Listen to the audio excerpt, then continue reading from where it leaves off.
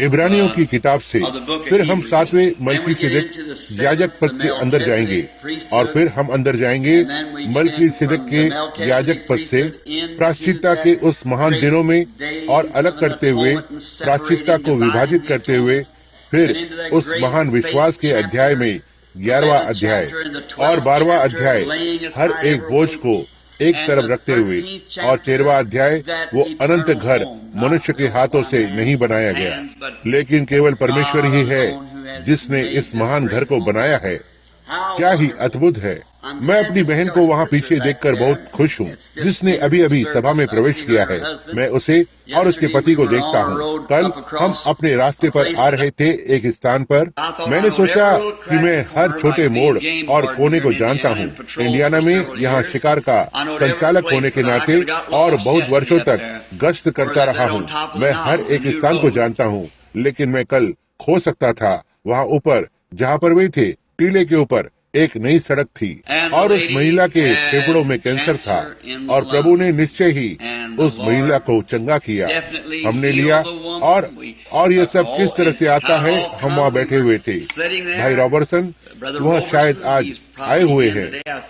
मैं उनकी पत्नी और भाई वुड को देखता हूँ जो अंदर आए हैं और हम वहाँ एक पुरानी गाड़ी में थे, भाई रॉबर्टसन और मैं और भाई वुड, और हमने उस गाड़ी को लिया। हम ऊपर पहाड़ी की चोटी पर गए और वहाँ प्रभु ने निश्चित रूप से कैंसर को दिखाया और फिर हम वहीं खड़े रहे और हमने देखा महिला को छोड़कर जा रहा है। अपनी खुद की आंखों से हम खड़े हुए थे और देखा यह महिला को छोड़कर जा रहा है।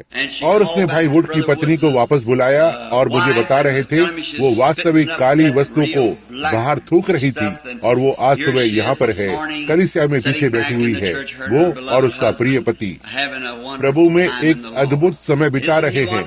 क्या वो अद्भुत नहीं है? और मैं नहीं जानता कि यहाँ आमतौर पर लोगों को जो आसपास है या शायद ही कभी यहाँ उन्हें दर्शन आते हैं। ये मेरा घर है और मेरा मतलब है कलीसिया में। रविवार एक सप्ताह हम व्हील चेयर पर बैठे व्यक्ति को देखने के लिए कितने लोग यहाँ पर थे जो अंधा, अपंग, असंतुलित था और मानसिक नसें जा चुकी थी और मेयोस ने उसे छोड़ दिया था और मेरे किसी कैथोलिक डॉक्टर मित्र ने उसे यहाँ पर भेजा और सभा में आने से पहले प्रभु ने मुझे उस व्यक्ति का दर्शन दिया। ये आप सभी जानते हैं। और वहाँ वह व्यक्ति यहोवा योग कहता है के द्वारा चंगा हो गया। देखा और फिर वो उठा, बाहर चलकर गया, उसकी व्हील चेयर को लिया, देख सकता था जैसे आप देख सकते हैं या मैं देख सकता हूँ, और सामान्य रूप से अपनी चेयर को धक्का देकर इमारत से बाहर चलकर गया। और संतुलित करने वाली नस, आप जानते हैं आप अपने आप को संभाल नहीं सकते, देखो आप बस नहीं कर सकते, और वर्षों से बैठा हुआ था।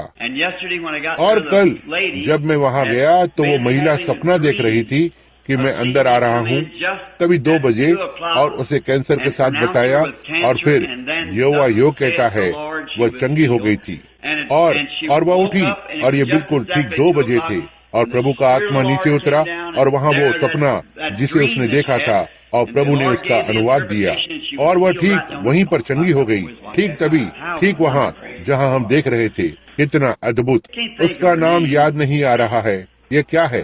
आपका नाम क्या है बहन? वॉल्टन। बहन वॉल्टन वहाँ पीछे बैठी हुई है। क्या आप बस खड़ी हो जाएंगी बहन वॉल्टन? आपसे पूछना चाहता हूँ कि आप कैसा महसूस कर रही हैं? आमीन। ये अच्छी, उत्तम और बढ़िया बात है। वो बहुत भला है हमें इस तरह से आशीष देने के लिए। इसलिए हम परमेश्वर के बहुत बड़े माप की अत्यधिक बहुतायत से अपेक्षा कर रहे हैं। एक डॉक्टर ने यह बात उससे छिपाए रखी थी। उसने उससे कहा कि वो केवल एक तरफ से सांस ले रही है। यह क्या था? कैंसर पूरा फैल गया था और फेफड़े से एक तरफ से सांस लेना बंद कर दिया था। आप देखना, आप एक्सरे के जरिए से कैंसर नहीं देख सकते क्योंकि कैंसर एक कोशिका होती है और यह जीवन है। और आप सीधे एक्सरे से कैंसर की ओर देखेंगे, आप इसे नहीं देखते हैं। और लेकिन प्रभु ने वास्तव में, हम वहाँ खड़े हुए थे और इसे खुद अपनी आंखों से देखा, इसे निकलते हुए देखा और इसे अपनी खुद की आंखों से जाते हुए देखा। तो हम इसके लिए बहुत आभारी हैं। और अब हमारे लिए अब प्रार्थना करें इस सप्ताह जबकि हम जा रहे हैं। और भाई नेविल बुधवार की रात की सभा को हो सकता है वहीं से आरंभ करेंगे जहां से मैंने छोड़ा था। प्रकाशित वाक्य की किताब की इस महान श्रृंखला में अब इससे चूकना मत।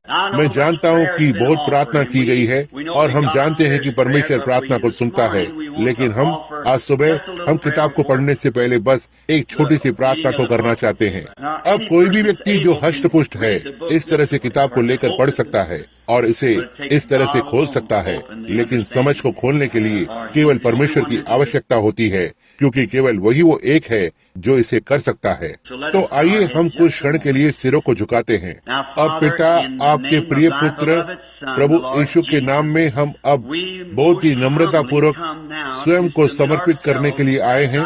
आपके दासों की नाई कि आप हमारे जरिए से बात करें, बोलने वाले होठों और सुनने वाले कानों का खतना कीजिए, जिससे कि वचन परमेश्वर के द्वारा बोला जा सके और आत्मा के द्वारा लोगों में सुना जा सके। इसे प्रदान करे पिता, होने पाए कि वह परमेश्वर के वचन को ले और हमारी आवश्यकता के अनुसार हमारे लिए सेवकाई करे, क्योंकि हम इसे उसके नाम और उसकी महिमा के लिए मांगते हैं। आमीन। अब आज सुबह पढ़ रहे हैं, हम अध्ययन कर रहे हैं, हम प्रचार नहीं कर रहे हैं, केवल इब्रानियों की इस किताब का अध्ययन कर रहे हैं। कितने लोग इसका आनंद ले रहे हैं। ओह, हमारे पास बहुत अच्छा समय है। और अब बस नजदीक से अध्ययन करते हुए वचन पर वचन, ये अवश्य ही संपूर्ण पूरा बाइबल एक साथ जुड़ता है। एक भी वचन उसके स्थान से बाहर नहीं होता है यदि इसे पवित्र आत्मा के द्वारा एक साथ रखा जाए। अब मनुष्य ने कहा है बाइबल स्वयं की बात को काटती है। मैं इसे देखना चाहता हूँ। मैंने इसके विषय में 25 वर्ष लोगों से पूछा है और अभी तक किसी ने इसे नहीं दिखाया है। बाइबल कोई भी बात को नहीं काटती है। यदि ऐसा है तो यह बाइबल नहीं है। महान अनंत यहोवा अपना खुद का खंडन नहीं कर सकता है, इसलिए बाइबल में कोई बात खुद को नहीं काटती है। यह तो केवल लोगों की गलतफहमी है। अब जरा कुछ बुनियाद के लिए लेंगे जब तक हम वापस नहीं जाते। अब इब्रानियों की किताब संत पौलुस के द्वारा इब्रानियों के लिए लिखी गई थी। उसने एक किताब इफिसियों के लिए लिखी। वह इफिसुस मसीह कलीसिया के लोग थे। रोम में एक किताब रोमियों के लिए और एक गलतियों के लिए और एक इब्रानियों के लिए लिखी। अब हम ध्यान देते हैं कि पौलुस एक बाइबल का शिक्षक होने के नाते जो आरंभ से ही था, यही है जो हमने सीखा कि वो उस बड़े शिक्षक गमलीएल की अधीनता में रहा था, उसके सबसे महान दिनों में से एक। और वो पुराने नियम का अच्छा जानकार था। वो इसे अच्छी तरह से जानता था, लेकिन उस मार्ग का सताने वाला बन गया जो मसीह का मार्ग था, क्योंकि उसे पुराने नियम में शिक्षकों की अधीनता में प्रशिक्षित किया गया था। लेकिन शिक्षक अक्सर शारीरिक, मैं आशा करता हूँ कि मैं कुछ भी गलत नहीं कहूँगा, लेकिन अक्सर यदि एक मनुष्य के पास बस शिक्षा होती है और स्कूलों का जो तरीका होता है, तो यह आमतौर पर मनुष्य का बनाया हुआ होता है।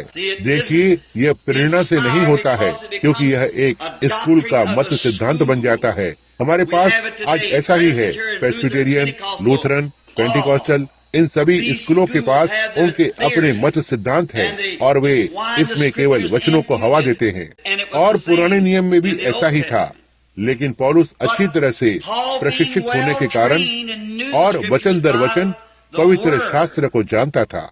लेकिन आप देखो, उन वचनों को चाहे आप उन्हें कितना भी अच्छी तरह से जानते हो, यदि आत्मा उन्हें नहीं जिलाता है, तब शब्द मार डालता है। आत्मा जीवन देता है।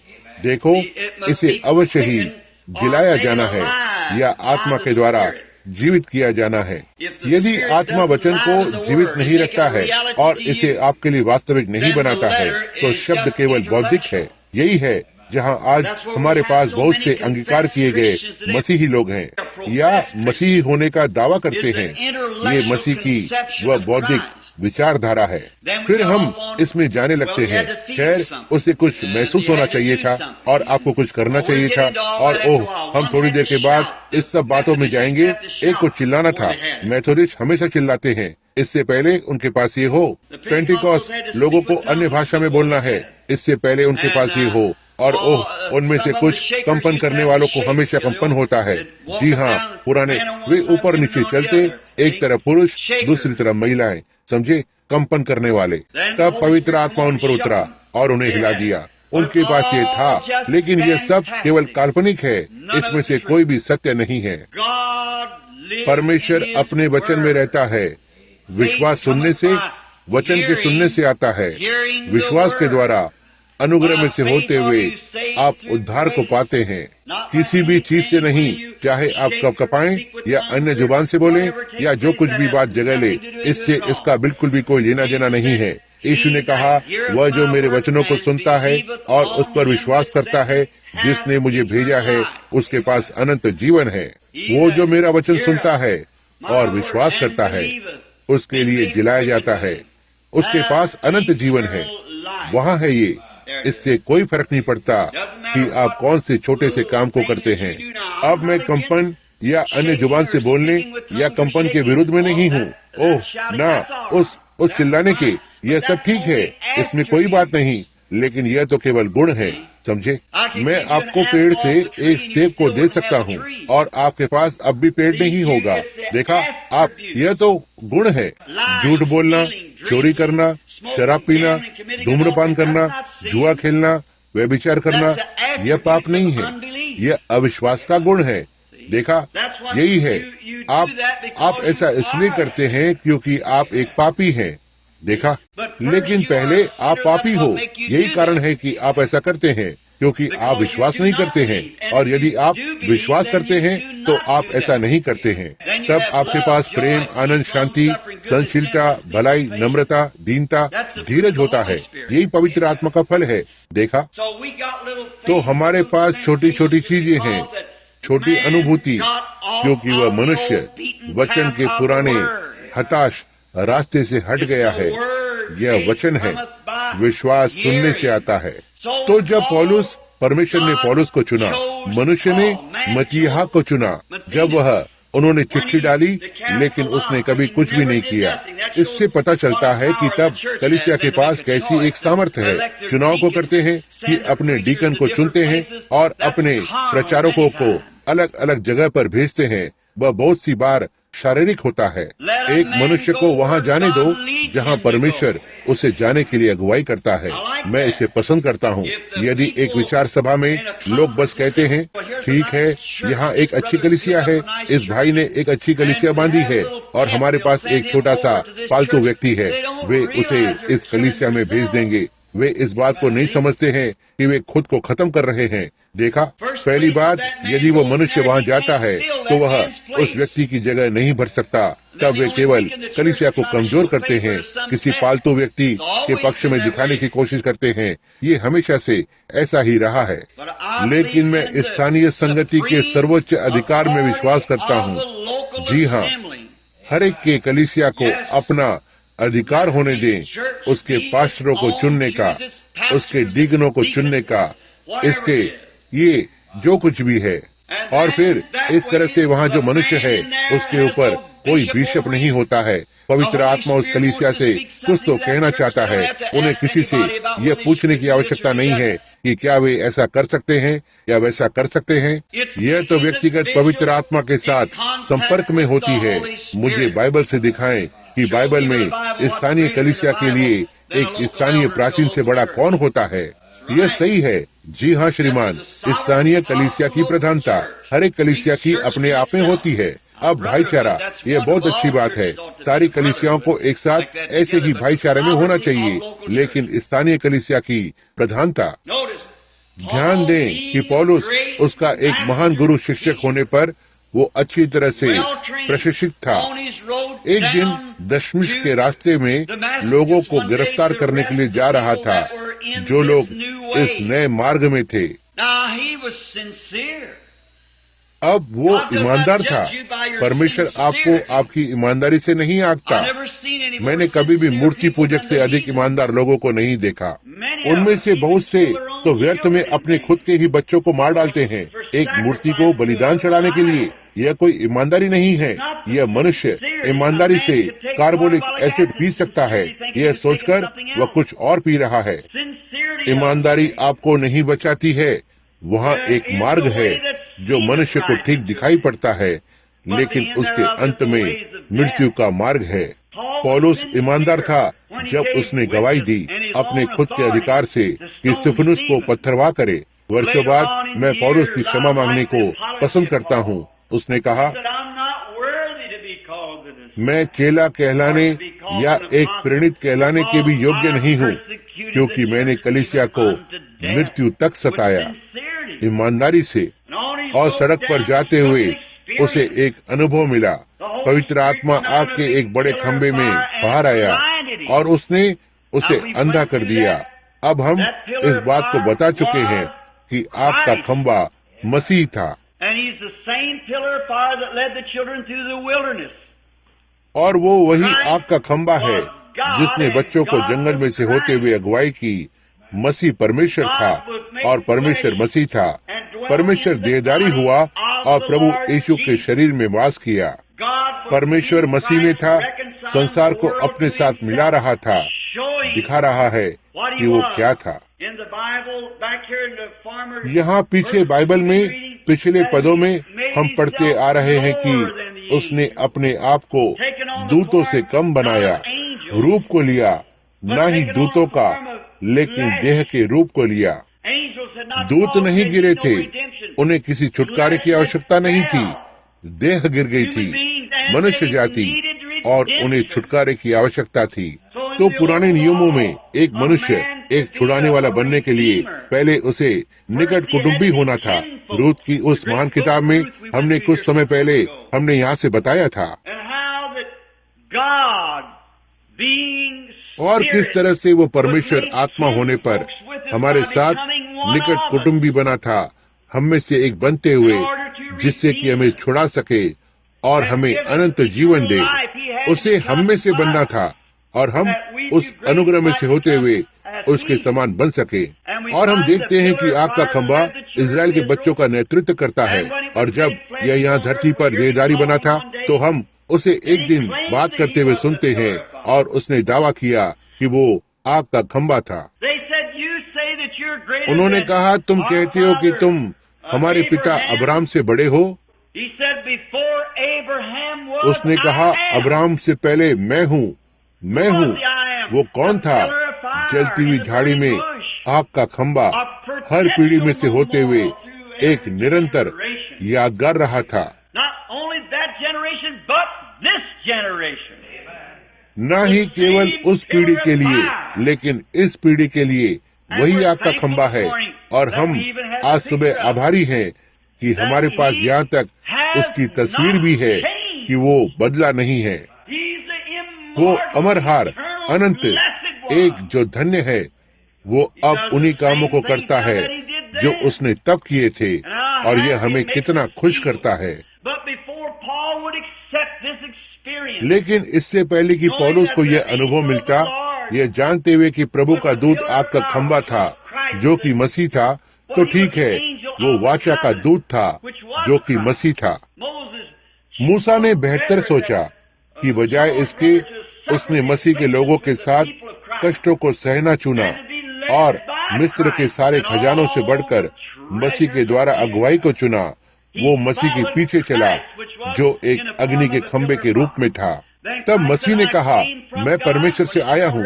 जब वो यहाँ धरती पर था, मैं वापस परमेश्वर के पास जाता हूँ। उसके मृत्यु, गाड़े जाने, पुनरुत्थान के बाद महिमामय शरीर महामहिम के दाहिने हाथ पर बिचवाई करने के लिए बैठा हुआ है। पौलुस ने उसे फिर से अग्नि के खंबे के रूप में देखा, एक प्रकाश जिसने उसकी आंखों को लगभग निकाल दिया, उसे अंधा कर दिया। पतरस ने उसे जेल में प्रकाश के रूप में आते देखा, और जब वो बाहर निकला तो उसके सामने के द्वार खुल गए। हम देखते हैं कि वो अल्फा और ओमेगा, पहला और अंतिम था, और यहाँ पर वो आज हमारे साथ है, बिल्कुल उन्हीं कामों को कर रहा है जो उसने उस समय किए थे, अपने आप को वापस हमारे लिए प्रकट में लाते हुए, वैज्ञानिक दुनिया को इसे दिखाते हुए। ओह, धरती पर के इस बड़े अंधकार और गड़बड़ी की घड़ी में हमें सारी धरती पर सबसे खुशहाल लोग होना चाहिए कि यह जानकर आनंद करें। हर समय जब लोग शिक्षित हैं और धरती पर सभी प्रकार के वाद और बातें होती है, और फिर भी आज वास्तविक जीवित परमेश्वर उसके वचन के द्वारा और उसके स्पष्ट प्रमाण के द्वारा हमें दिखाता है कि वो यहाँ हमारे साथ है, काम करते हुए, आगे बढ़ते रहते हुए, बिल्कुल ठीक उसी तरह से कार्य करते हुए जैसे उसने हमेशा से किए। हम कितने सौभाग्य प्राप्त किए हुए लोग हैं कि हमारे पास ये है। हमें चाहिए, तब बाइबल ने कहा दूसरे अध्याय में, हमें इन बातों को कसकर थामे रखना चाहिए, क्योंकि यदि हम इतने महान उद्धार को अनदेखा करते हैं तो हम भला कैसे बच निकलेंगे। अब हम इसे आगे देखेंगे। इससे पहले कि पौलुस को वो अनुभव प्राप्त हो, अब हम इस बात को अंदर डाल रहे हैं। अब इससे कोई फर्क नहीं पड़ता कि आपके पास कभी किस प्रकार का अनुभव हुआ है। कलीसिया, मैं आपसे कुछ पूछना चाहता हूँ। कोई फर्क नहीं पड़ता कि यह कितना अच्छा दिखाई देता है, कितना वास्तविक दिखाई देता है। इसे अवश्य ही पहले बाइबल के द्वारा जांचना चाहिए। हमेशा ही वचन पर किसी भी तरह के अनुभव के लिए उसे कभी न छोड़ें। और पौलुस इससे पहले वो इसे स्वीकार करे, वो अरब को चला गया और वहाँ 3 वर्ष रुका रहा, वचन के साथ इस अनुभव को जांच रहा था। और जब वो वापस आया तो उसे यकीन हो गया था, कोई भी बात उसे परेशान नहीं कर सकती थी, क्योंकि वह वचन पर दृढ़ था, अटल बना हुआ था। और यही है जहाँ पर वह इन इब्रानियों को दिखाने के लिए मुड़ रहा है, वे महान बातें जिनके बारे में पुराने नियम के बारे में बोला गया था, वो यीशु मसीह में प्रकट हुई थी। क्या ही महिमा है। अब पिछले रविवार या पिछले बुधवार भाई नेविल ने यहाँ 5वें अध्याय में कुछ बहुत ही ऊंचे स्थानों का विवरण किया, क्योंकि यह एक अद्भुत अध्याय है। और हम उसे देखते हैं कि वह 4थे अध्याय में व्यवहार करता है। पिछले रविवार सबत पर लिया था, सबत को मानने वाले। क्या आपको यकीन है आज सुबह, क्या आप जानते हैं कि सबत का पालन करना क्या है? यदि आप जानते हैं तो कहें आमीन। सबत विश्राम होता है जिसमें हम प्रवेश करते हैं, ना ही दिन के द्वारा, ना ही व्यवस्था के द्वारा, लेकिन मसीह में प्रवेश करने के द्वारा, जो कि हमारा सबत है। वो हमारा सबत है। हमने इसे पूरे पुराने नियम में से होकर बताया है और दिखाया है कि समय आएगा जब वचन आएगा, आज्ञा पर आज्ञा, नियम पर नियम। और उसने साबित किया कि हमने पेंटिकॉस्ट के दिन उसके विश्राम में प्रवेश किया है। इसके लिए थके हुए लोगों को विश्राम मिलेगा, शांति।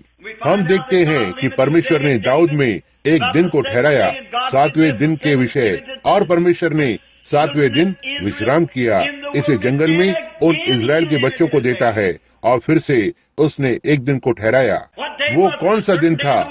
सप्ताह में एक ठहराया दिन। जिस दिन तुम उसकी आवाज को सुनो, उस दिन अपने हृदय को कठोर न करना। यही वो दिन है।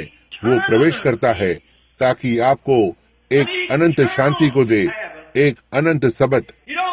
तब आप धार्मिक बनने के लिए रविवार को कलीसिया नहीं जाते। जब आप परमेश्वर की आत्मा से जन्म लेते हैं तो आप हमेशा के लिए विश्राम में प्रवेश करते हैं। अब और कोई सबत को मानना नहीं है। आप निरंतर सबत में हैं, हमेशा के लिए और अनंत काल के लिए हैं। आपके सांसारिक कार्य समाप्त हो चुके हैं, बाइबल कहती है, और आपने इस धन्य शांति में प्रवेश किया है। ये पहले 5 अध्याय यीशु को महायाजक के रूप में स्थान में स्थापित करते हैं। परमेश्वर ने विविध समयों और विविध तरीकों से भविष्यवक्ताओं के जरिए से पूर्व पिताओं से बातें की, लेकिन इस अंतिम दिन में अपने पुत्र यीशु के जरिए से पहला अध्याय, पहला पद, उसके बाद 5वें अध्याय के अंत तक हम उसे पाते हैं। वो प्रतिनिधित्व करता है मलकीसेदक की नाई, जिसकी दिनों की ना ही शुरुआत थी, ना ही उसके जीवन का अंत था, लेकिन सदा हमेशा के लिए एक याजक है। इस पर सोचें, यह महान पुरुष कौन था?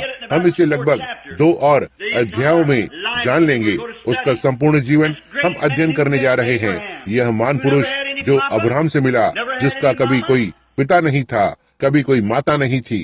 उसके पास कभी कोई ऐसा समय नहीं था जब उसके कभी जीवन की शुरुआत हुई हो, या उसके पास कभी ऐसा समय नहीं होगा कि उसके कभी भी जीवन की समाप्ति हुई हो। और वो अब्राहम से मिला जब राजा को मारकर लौट रहा था। इस महान व्यक्ति पर ध्यान देना। ये जो कोई भी था अब भी जीवित है। उसके जीवन का कोई अंत नहीं था। यह मसीह था जिससे वो मिला। हम कुछ दिनों में इसका गहराई से अध्ययन करने जा रहे हैं। अब हम यहाँ अब 5वें अध्याय में आरंभ करना चाहते हैं। इससे पहले हम उस 6ठे अध्याय की ओर पहुँचे, बस छोटे से बुनियाद के लिए, क्योंकि यह वास्तव में कुछ तो एक विशेष है।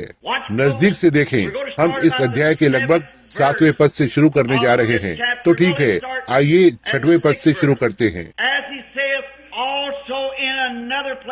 वो दूसरी जगह में भी कहता है, तो मलकीसिदक की रीति पर सदा के लिए याजक है। अपनी देह में रहने के दिनों में, जब उसने ऊंचे शब्द से पुकार कर और आंसू बहा कर प्रार्थनाएं और विनती की उससे जो उसकी मृत्यु से बचा सकता था, और भक्ति के कारण उसकी सुनी गई। हालांकि पुत्र होने पर भी उसने दुख उठाकर आज्ञा मानना सीखी।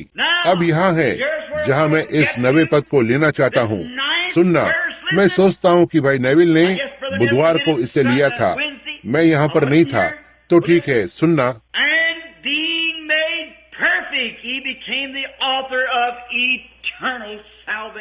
और सिद्ध बनकर अपने सब आज्ञा मानने वालों के लिए सदा काल के उद्धार का कारण हो गया, और उसे परमेश्वर की ओर से मलकीसिदक की रीति पर महायाजक का पद मिला।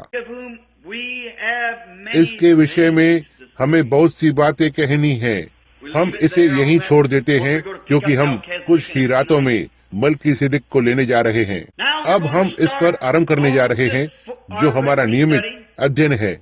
मैं चाहता हूँ मैं इसके बाकी के भाग को एक क्षण के लिए पढ़ूंगा। 11वां पद, जिसके लिए हमें बहुत कुछ कहना है, समझना कठिन है, इसलिए कि तुम ऊंचा सुनने लगे हो।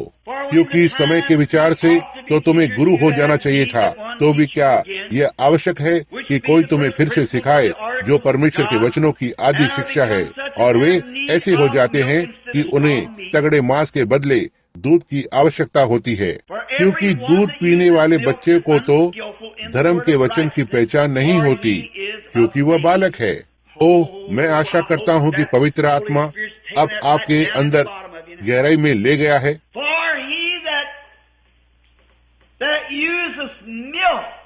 क्योंकि उनको जो दूध पीने वाले बच्चे हैं, धर्म के वचन की पहचान नहीं होती, क्योंकि वह एक बालक है।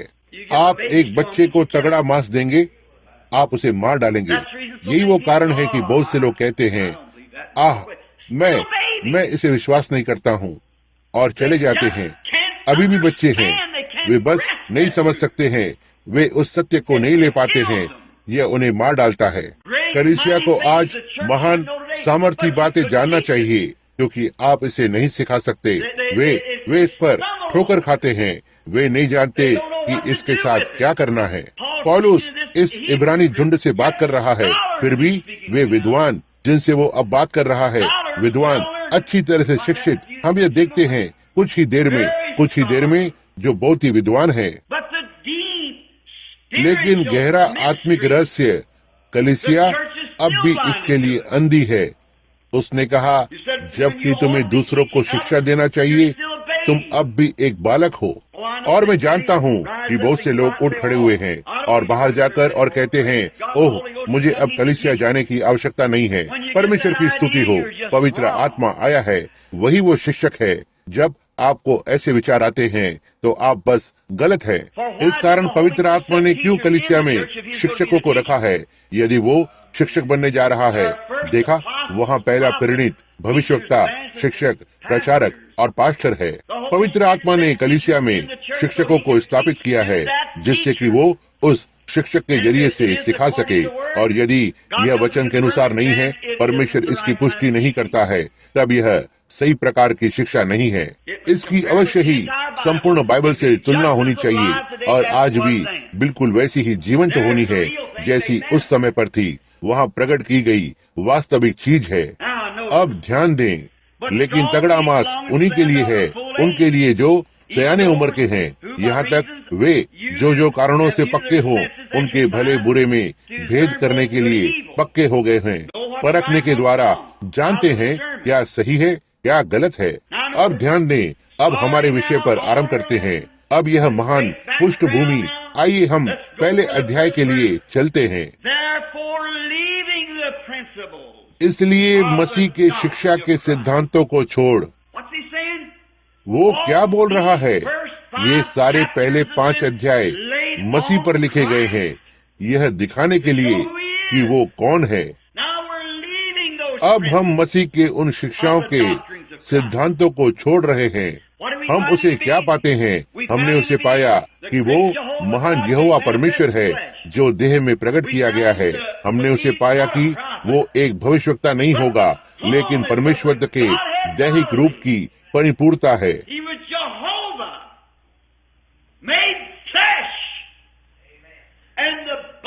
वो यहोवा देहधारी हुआ था और वो शरीर यीशु उसे केवल भवन बनाया।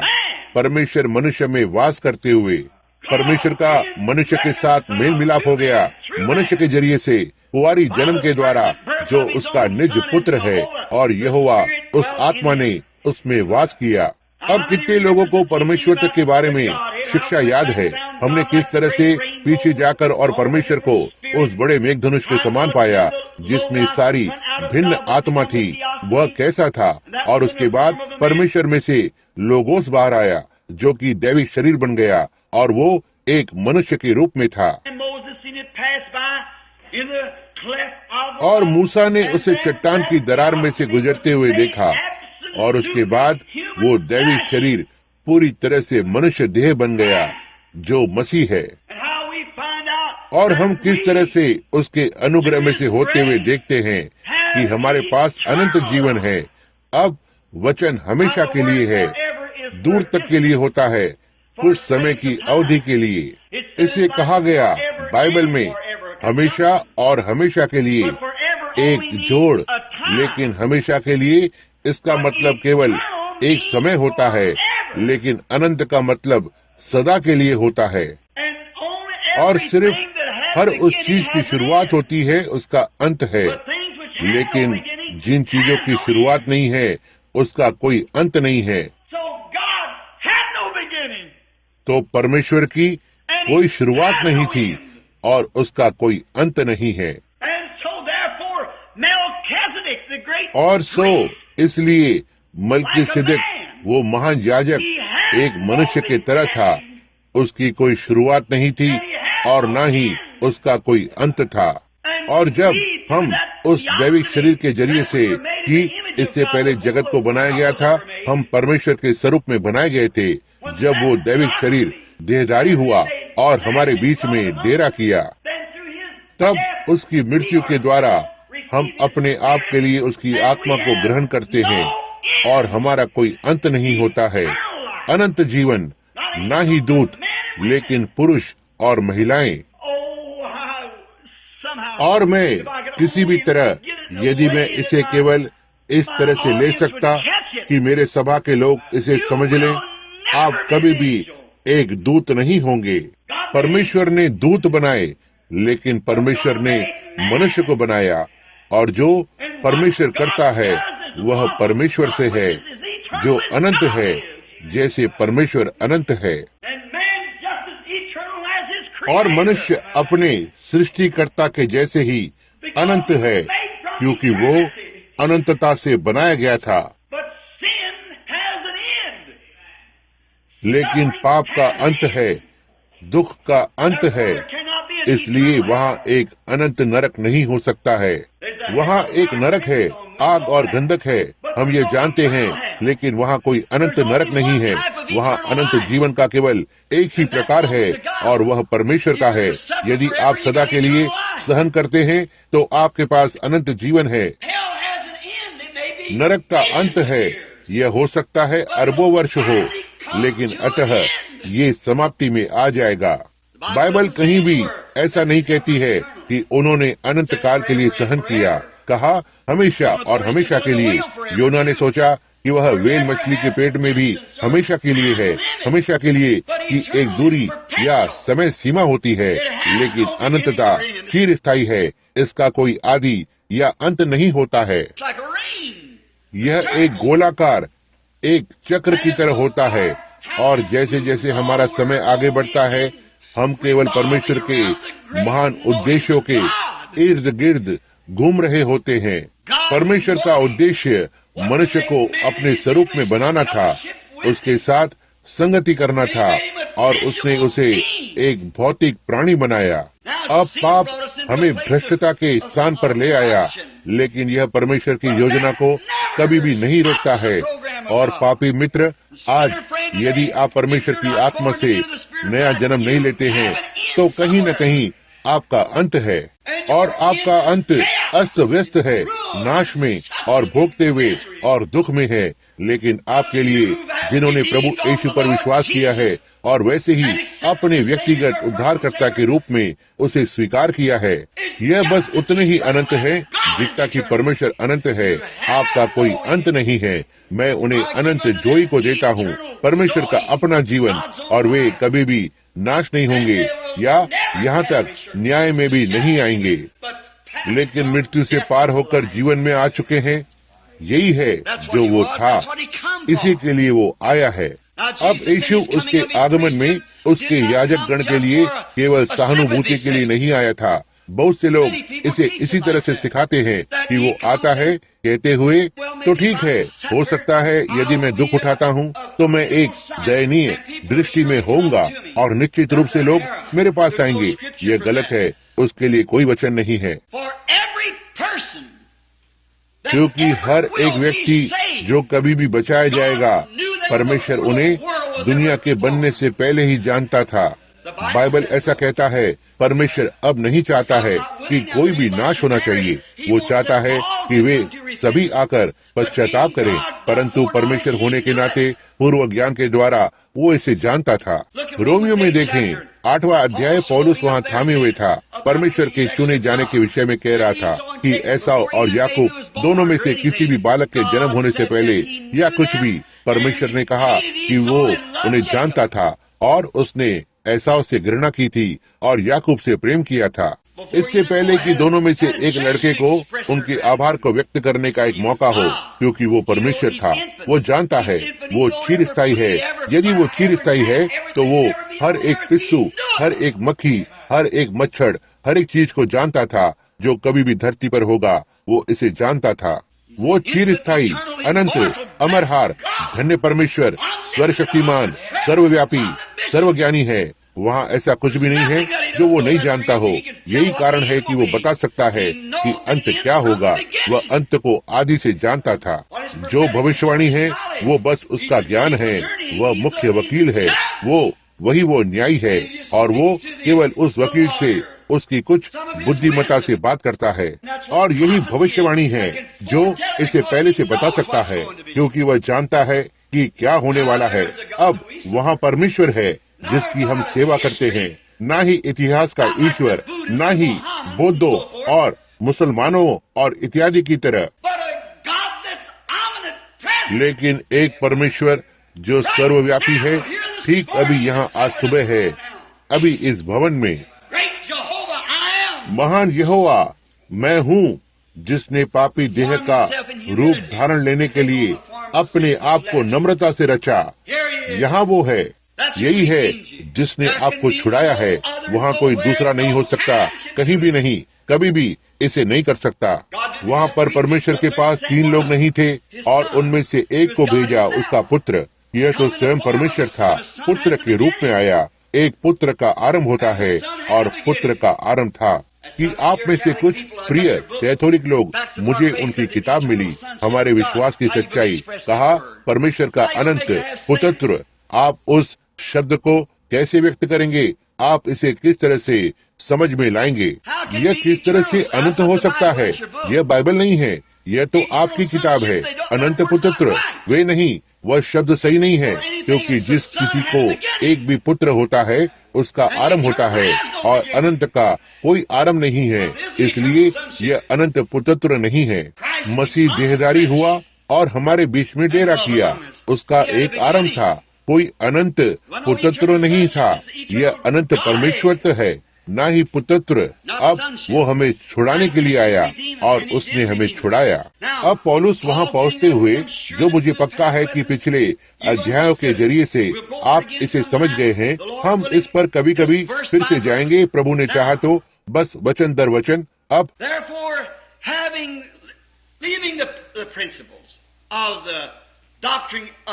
इसलिए आओ मसीह की उस शिक्षा की आरंभ की बातों को छोड़कर हम सिद्धता की ओर आगे बढ़ते जाएं। यह उन्हें ठोकर खिलाता है, क्या यह नहीं खिलाता? आओ हम क्या करें?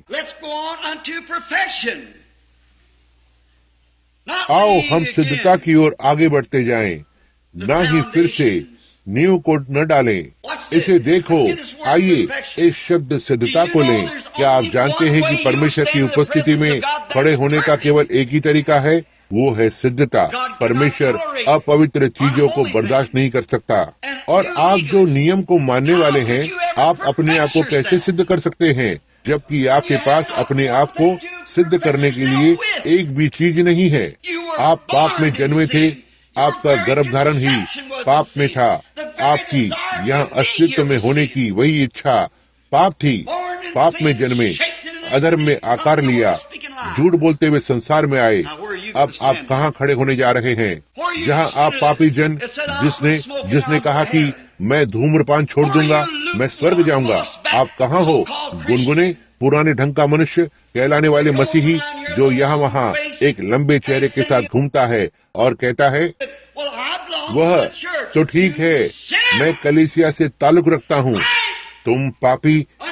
यह सही बात है। जब तक आप परमेश्वर की आत्मा से जन्म नहीं लेते, आप नष्ट हैं। यह सच है। आप स्वर्ग कैसे जा रहे हैं? आप कहते हैं, मैंने अपने जीवन में कभी भी झूठ नहीं बोला। ओह प्रिय, यह आरंभ से ही बस सिर्फ एक झूठ था। यह एक झूठ है। मैं परवाह नहीं करता कि आप कितने अच्छे हैं, आप एक पापी हो।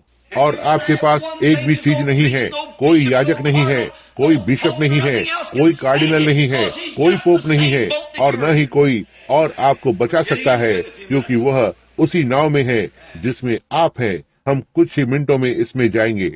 बस उसी आकार में वो था।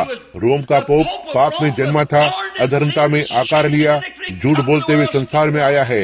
एक पुरुष और एक महिला की यौन इच्छा से जन्मा है। आप उसमें से धार्मिकता को कहाँ से पाएंगे? तो ठीक है, उसके पिता और माता उसी तरह से जन्मे थे, और वे उसी तरह से जन्मे थे, और उसकी दादी और दादा और सारे पीछे वैसे ही जन्मे। यह आरंभ से ही पाप है। तो कौन कह सकता है कि यह पवित्र है और वो पवित्र है? केवल एक ही चीज पवित्र है, वो है यीशु मसीह, जीवित परमेश्वर का पुत्र, जिसे सिद्ध बनाया गया है। और हमसे सिद्ध होने की मांग है। अब हम ये कैसे बनने जा रहे हैं? इसे अपने आप से कोशिश करें।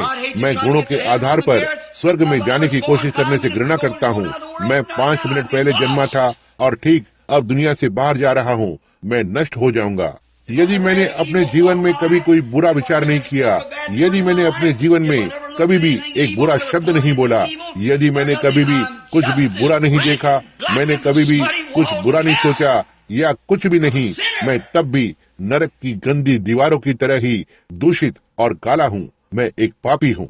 मैं जीवन में से होते हुए आ सकता हूँ और एक कमरे में बंद होकर रह सकता हूँ और कुछ रोमन कैथोलिक साध्वी बहनों या किसी के जैसे, और दुनिया को कभी भी न देखूं, वहीं पर बना रहूं और जीवन भर प्रार्थना करूं, अच्छा करूं, करोड़पति घर में जन्म लूं और गरीबों को सब कुछ दे दूं जो मेरे पास है, और मैं फिर भी एक पापी हूँ और नरक में जाऊंगा। जी हाँ श्रीमान, मैं हो सकता है लूथरन कलीसिया से जुड़ूं, बैप्टिस्ट, पेंटिकॉस्टल, प्रेस्बिटेरियन में जुड़ जाऊं। जब मैं कलीसिया के पालना घर पर रखा जाऊं और उस कलीसिया में 100 वर्ष तक विश्वास योग्य रहता हूं और मेरा जीवन ले लिया गया और कोई भी मनुष्य मुझ पर उसकी उंगली उठाकर और यह न कह सका उसके पास यहाँ तक कभी भी इतना बुरा विचार नहीं था, मैं ठीक नरक में जाऊंगा। ये उतना ही पक्का है जितना मैं खड़ा हुआ हूँ। मैं एक पापी हूँ, यह सही है। मेरे पास कुछ नहीं है, वहाँ बिल्कुल भी कोई मार्ग नहीं है मुझे भुगतान के लिए कोई भी कीमत मिल सके। परमेश्वर मृत्यु की मांग करता है, और यदि मैं अपना खुद का जीवन दे दूं, यदि मैं अपने जीवन को दे दूं, तो मैं कैसे पश्चाताप कर सकता हूँ? कारण आपको पहले कर्ज को चुकाना होगा, और केवल परमेश्वर ही एक था जो अपना जीवन दे सकता था और उसे फिर से ऊपर ला सकता था। तो वह पाप बन सकता है और अपना जीवन दे सकता है और उसे ऊपर ला सकता है, और इसे न्याय कहते हैं, और कर्ज चुकाया गया है। वहाँ आप हैं। अब आइए मत्ती की ओर जाएं, 8वें अध्याय की ओर। मैं सोचता हूँ कि यह 7वां या 8वां अध्याय है। हम देखेंगे कि यीशु यहाँ पर क्या कहता है। तो ठीक है, यह मत्ती 5वां अध्याय है और यह यीशु प्रचार पहाड़ी उपदेश में प्रचार करते हुए 47वां पद। और यदि तुम अपने भाइयों को ही नमस्कार करते हो तो तुम औरों से कौन सा बड़ा काम करते हो? क्या अन्य जाति भी नहीं? देखो, लेकिन इसलिए चाहिए तुम सिद्ध बनो। क्या? इसलिए चाहिए कि तुम सिद्ध बनो जैसा तुम्हारा स्वर्गीय पिता सिद्ध है। यह यीशु की आज्ञा थी, तुम ऐसे बनो। वे कहते हैं कोई भी सिद्ध नहीं हो सकता। बाइबल ने कहा कोई भी सिद्ध नहीं है, आपका विरोधाभास है। क्या ऐसा है? तो ठीक है, आप अपने आप से सिद्ध नहीं हो सकते। यदि आपने जो किया है उस पर आप भरोसा करते हैं तो आप नष्ट हो गए हैं। तो तुम सिद्ध बनो, यहाँ तक कि जैसे कि परमेश्वर सिद्ध है। अब इसलिए चाहिए कि तुम सिद्ध बनो जैसा तुम्हारा स्वर्गीय पिता सिद्ध है। इसलिए अब 5वां अध्याय, इब्रानियों का 6वां अध्याय। इसलिए आओ मसीह की शिक्षा की आरंभ की बातों को छोड़कर हम सिद्धता की ओर आगे बढ़ते जाएं। अब आप ब्रैनम टैबरनेकल, ओह मैं जानता हूँ हमारे पास चंगाइयाँ हैं, यह बहुत ही अच्छी बात है। हमारे पास दर्शन है, ओह ये अच्छी बात है। और आपके पास आत्मिक स्वप्न है, और कभी कभी वे आत्मिक स्वप्न नहीं होते हैं। और कभी कभी हम गरीबों की मदद करने की कोशिश करते हैं। हम वो करते हैं जो हम कर सकते हैं। ओह यह ठीक बात है, लेकिन यह वो नहीं है जिसके बारे में हम बात कर रहे हैं। हम दूसरे चरण में प्रवेश कर रहे हैं, छोड़ते हुए शिक्षा। ओह जी हाँ, हमने मसीह की शिक्षा पाई है। हम विश्वास करते हैं कि वो परमेश्वर का पुत्र था जो कुंवारी से जन्मा है। हम ये विश्वास करते हैं इन सारी बातों के साथ। यह बस अद्भुत है। लेकिन इसे छोड़ते हुए आओ हम सिद्धता की ओर बढ़ें।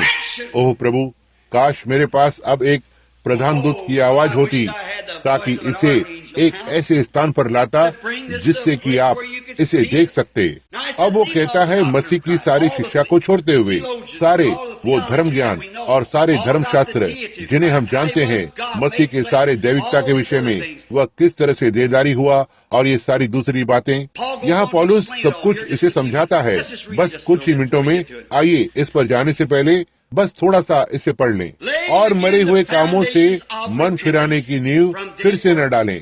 अब हम इसे विश्वास करते हैं और परमेश्वर पर विश्वास करने हम यह विश्वास करते हैं। और बपतिस्मा की शिक्षा की, बस किस तरह से आपका अवश्य ही बपतिस्मा होना है, हम उस पर विश्वास करते हैं। और हाथ के रखे जाने पर, हम हाथों को रखे जाने में विश्वास करते हैं। क्या हम नहीं करते? देखिए ये सब निश्चय ही। और मरे हो के जी उठने पर हम यह विश्वास करते हैं। अब देखो, आप यहाँ न्याय प्रयोग किया जाता है, अनंत, यह सदा के लिए है। जब न्याय ने परमेश्वर के बारे में बात की, ये हमेशा के लिए है। फिर न्याय पूरा हो जाने के बाद और कोई मेल मिलाप नहीं हो सकता है। अब आप समझ सकते हैं कि परमेश्वर को क्यों उसके अपनों को लेना था। जैसा कि हम इसे कहते हैं, उसकी अपनी दवा। जब उसने पाप करने के लिए मनुष्य को दोषी ठहराया, मेल मिलाप करने का एकमात्र जरिया था कि वो स्वयं मनुष्य के स्थान को ले। यही एकमात्र जरिया है जिससे वह मेल मिलाप कर सकेगा या हमसे मेल मिलाप कर सकेगा। वो था कि हमारे स्थान को ले ले और एक पापी बने। परमेश्वर यहोवा एक पापी बन गया और उसने अपने जीवन को दे दिया। अब आप अपना जीवन एक पापी की नाई दे सकते हैं, किसी कारण के लिए मर सकते हैं। और उसने कहा भले ही मैं अपने शरीर को बलिदान के नाई जलाने के लिए दे दूं, फिर भी मैं कुछ भी नहीं, क्योंकि यह काम नहीं करेगा। देखो, जब आप मरते हैं तो आप चले जाते हैं। आप एक पापी की नाई मरते हो, आप नष्ट हो जाते हैं। लेकिन परमेश्वर देह में नीचे उतरा और देह में पाप को दोषी ठहराया, पाप से भरी देह बना, क्योंकि वह अनंत परमेश्वर था और उसने अपने खुद की देह को जिलाया, इसलिए वह न्याय करने वाला है। अब ये सारी बातें हैं। आओ हम सिद्धता की ओर बढ़ें। पौलुस ने कहा, अब क्या? अनंत न्याय का हम यही करेंगे यदि परमेश्वर चाहे तो। तीसरा पद, अभी सिद्धता की ओर बढ़े। यीशु ने कहा, इसलिए चाहिए तुम सिद्ध बनो जैसा तुम्हारा स्वर्गीय पिता सिद्ध है। और हम हर एक जन दोषी हैं, क्योंकि फर्क नहीं पड़ता कि हम क्या करते हैं, हम दोषी हैं। हम दोषी जन्मे थे, आपके माता और पिता दोषी जन्मे थे, आपके सभी पूर्वज पाप में जन्मे थे, अधर्म के साथ उत्पन्न हुए। तो आप भला इसे कभी कैसे करने जा रहे हैं? आप भला कैसे सिद्ध होंगे यदि आपने कभी ऐसा कोई एक काम नहीं किया, कभी भी चोरी नहीं की, कभी भी झूठ नहीं बोला, कभी भी अपने जीवन में कुछ नहीं किया, तब भी आप दोषी ठहरते हैं। इससे पहले आप पहली सांस को लेते, आप दोषी थे, आप दोषी ठहराए गए थे। यह सही है। और इससे पहले आप अपनी पहली सांस को लेते, आपका परमेश्वर के सामने न्याय किया गया था, क्योंकि आपका न्याय हुआ था आपके पिता और माता की शारीरिक इच्छा के द्वारा, जिन्होंने उनके क्रिया के जरिए से तुम्हें यहाँ धरती पर लाया। और परमेश्वर ने आरंभ में इसे दोषी ठहराया। आप आरंभ से ही दोषी ठहराए गए हैं।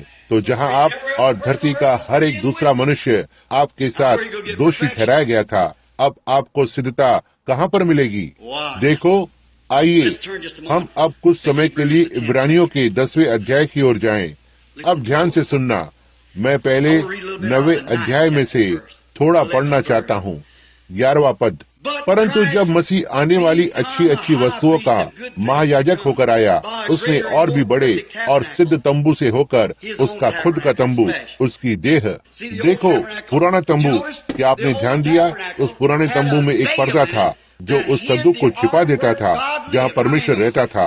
कितने लोग ये जानते हैं? निश्चय ही। तो ठीक है, वो पुराने मनुष्य का बनाया हुआ तंबू, रंगे हुए बकरियों और इत्यादि के खाल के पर्दे, जो परमेश्वर की उपस्थिति को छिपाने के लिए एक तंबू बनाया गया था। कितने लोग ये जानते हैं कि वर्ष में एक बार केवल एक ही मनुष्य वहाँ अंदर जा सकता है? निश्चित रूप से वो हारून था। वर्ष में एक बार अंदर जाता था और उसे अवश्य ही अभिषिक्त होना था। और ओह आवश्यकता, और उसके हाथ में अवश्य ही आग होनी चाहिए। और यदि वो उसके बिना जाता है तो उस पर्दे को पीछे हटाते ही वो मर जाएगा, वो मर जाएगा। उसे अवश्य ही वहाँ जाकर इन दीवटों को जलाना होता है और दया के आसन पर छिड़काव करना होता है, जिसे कहा जाता था मृत्यु का लहू उसके स्थान को लिया गया है, जब तक कि मसीह इसे पूरा करने के लिए नहीं आया था। अब लेकिन इसके बाद परमेश्वर दूसरे प्रकार का एक तंबू बन गया। और वो तंबू कौन था? यीशु। और परमेश्वर यीशु के अंदर था और वह छिपा हुआ था, लेकिन वो उसके प्रकटन के द्वारा संसार को अपने साथ मिला रहा था। मसीह ने परमेश्वर को प्रकट किया। उसने कहा, यह मैं नहीं हूँ जो काम करता हूँ, यह तो मेरा पिता है जो मुझ में वास करता है। मैं अपने आप में कुछ नहीं करता, केवल वही करता हूँ जो मैं पिता को करते हुए देखता हूँ। पिता मुझे इन दर्शनों को दिखाता है और फिर मैं बस वही करता हूँ जो पिता मुझे करने के लिए कहता है। आपने इसे समझा? परमेश्वर एक मनुष्य देह के अंदर था, ना ही रंगी हुई बकरियों की खाल के पीछे, लेकिन जीवित चल फिर रहा था। परमेश्वर के पास हाथ थे, परमेश्वर के पास पैर थे, परमेश्वर के पास जीभ थी, परमेश्वर के पास आंखें थी, और ये मसीह था। वहाँ वो था। अब वो चला गया और आत्मा उसमें आ गई कि उसकी मृत्यु में से होते हुए वह कलीसिया को सिद्ध कर सके और कलीसिया को अधीनता में ला सके। और फिर वही आत्मा जो मसीह में थी कलीसिया में है, उन्हीं कामों को करते हुए जो मसीह ने किए थे। थोड़ी देर रह गई है और संसार मुझे फिर न देखेगा, तो भी तुम मुझे देखोगे, क्योंकि मैं तुम्हारे साथ रहूंगा, यहाँ तक तुम्हारे अंदर रहूंगा, संसार के अंत तक। अब इसे सुनना, परंतु जब मसीह आने वाली अच्छी अच्छी वस्तुओं का महायाजक बनकर आया, तो उसने और भी बड़े और सिद्ध तंबू से होकर, जो हाथ का बनाया हुआ नहीं, अर्थात इस सृष्टि का नहीं, वो हाथों से बना हुआ नहीं था। उसका जन्म कैसे हुआ था? कुंवारी से जन्म, न ही बकरियों और बछड़ों के लहू के द्वारा। यह शरीर जो कभी बलिदान या पवित्र किया गया था, लेकिन उसके अपने लहू के द्वारा। आप ये जानते हैं, लहू पुरुष के वर्ग से आता है और फिर किसी ने कहा, ओह, यीशु एक यहूदी था। वो एक यहूदी नहीं था। ओह, हम यहूदी लहू से बचाए गए हैं। नहीं, हम नहीं बचाए गए। यदि हम यहूदी लहू से बचाए गए थे, हम अब भी नष्ट हुए हैं। यीशु यहूदी नहीं था, न ही वो अन्य जाति था। वो परमेश्वर था, परमेश्वर पिता, आत्मा। वो एक अनदेखा, किसी भी मनुष्य ने कभी परमेश्वर को नहीं देखा, लेकिन पिता के इकलौते ने उसे जाहिर किया है। उसने परमेश्वर को प्रकट किया। परमेश्वर क्या था? अब उसकी कलीसिया को परमेश्वर को प्रकट करना है, यह दिखाने के लिए कि परमेश्वर क्या है। देखा, हम क्या करते हैं? खुद को संगठित करते हैं, और मेरा उनसे कोई लेना देना नहीं है। वे मेथोडिस्ट हैं, वे प्रेस्बिटेरियन हैं, मैं उनसे कोई लेना देना नहीं रखना चाहता हूँ। मैं बैप्टिस्ट हूँ, मैं पेंटिकॉस्टल हूँ। आप नाश हुए हैं। उनके साथ एक तरह का उद्देश्य है। सही है। कौन डींग मार सकता है? कौन कुछ कह सकता है? उस अपमानजनक बात को देखें जो प्रेस्बिटेरियन के द्वारा लाया गया। उस अपमान की ओर देखें। बैप्टिस्ट, उस अपमान की ओर देखें। कैथोलिक, उस अपमान की ओर देखें। पेंटिकॉस्टल, नाजरीन, पिलग्रिम, होलीनेस, उसमें से बाकी की ओर देखें। लेकिन मैं आपको चुनौती देता हूँ कि आप उस पर अपमान में एक हाथ को भी उठाएं। जी हाँ, एक उंगली को उठाएं। जब सर्वशक्तिमान परमेश्वर ने कहा, यह मेरा प्रिय पुत्र है जिसमें मैं रहने से प्रसन्न हूँ, इसकी सुनो, वहाँ है वो। यही वो एक सिद्ध है। अब आइए हम यहाँ बस थोड़ा और आगे बढ़ते हैं। और बकरों और बछड़ों के लहू के द्वारा नहीं, पर अपने ही लहू के द्वारा एक ही बार पवित्र स्थान में प्रवेश किया और अनंत छुटकारा प्राप्त किया। आपने इसे समझ लिया? हमारे लिए अनंत छुटकारा। न ही आज छुड़ाया जाएगा और फिर अगले सप्ताह जब बेदारी शुरू होती है तो फिर से छुड़ाया जाएगा, और फिर हम पीछे हटें और फिर से छुड़ाए जाएं। आपको एक बार हमेशा के लिए छुड़ाया गया है। यह सही बात है। अब कोई और छुड़ाए जाना नहीं। अनंत छुटकारा। वह जो मेरे वचनों को सुनता है और उस पर विश्वास करता है जिसने मुझे भेजा है, उसके पास अनंत जीवन है और कभी भी न्याय में नहीं आएगा, लेकिन वो भूतकाल मृत्यु से जीवन में प्रवेश कर चुका है। क्योंकि उसे कपकपी हुई, क्योंकि उसने एक विशेष तरीके से बपतिस्मा लिया था, क्योंकि उसके हाथ में लहू था, क्योंकि उसने परमेश्वर के इकलौते पुत्र पर विश्वास किया है। इसी प्रकार से हमारे पास अनंत छुटकारा होता है। अब सुनना, क्योंकि जब बकरों और बैलों का लहू और क्लोर की राख छिड़के जाने, वो अपवित्र लोगों पर छिड़के जाने से शरीर की शुद्धता के लिए पवित्र करती है, तो मसीह का लहू जिसने अपने आप को सनातन आत्मा के द्वारा परमेश्वर के सामने निर्दोष चढ़ाया, हमारे विवेक को मरे हुए कामों से क्यों शुद्ध न करेगा, ताकि तुम जीवते परमेश्वर की सेवा करो। मृत्यु से जीवन में प्रवेश कर चुका आप क्यों परवाह करेंगे कि संसार क्या सोचता है? आप क्यों परवाह करेंगे कि आपका पड़ोसी क्या सोचता है? हमारा विवेक मर चुका है और हमें परमेश्वर के आत्मा के द्वारा नया जीवन प्रदान हुआ है और फिर से जन्मे हैं, ताकि सच्चे और जीवित परमेश्वर की सेवा करें। वहाँ आप हैं।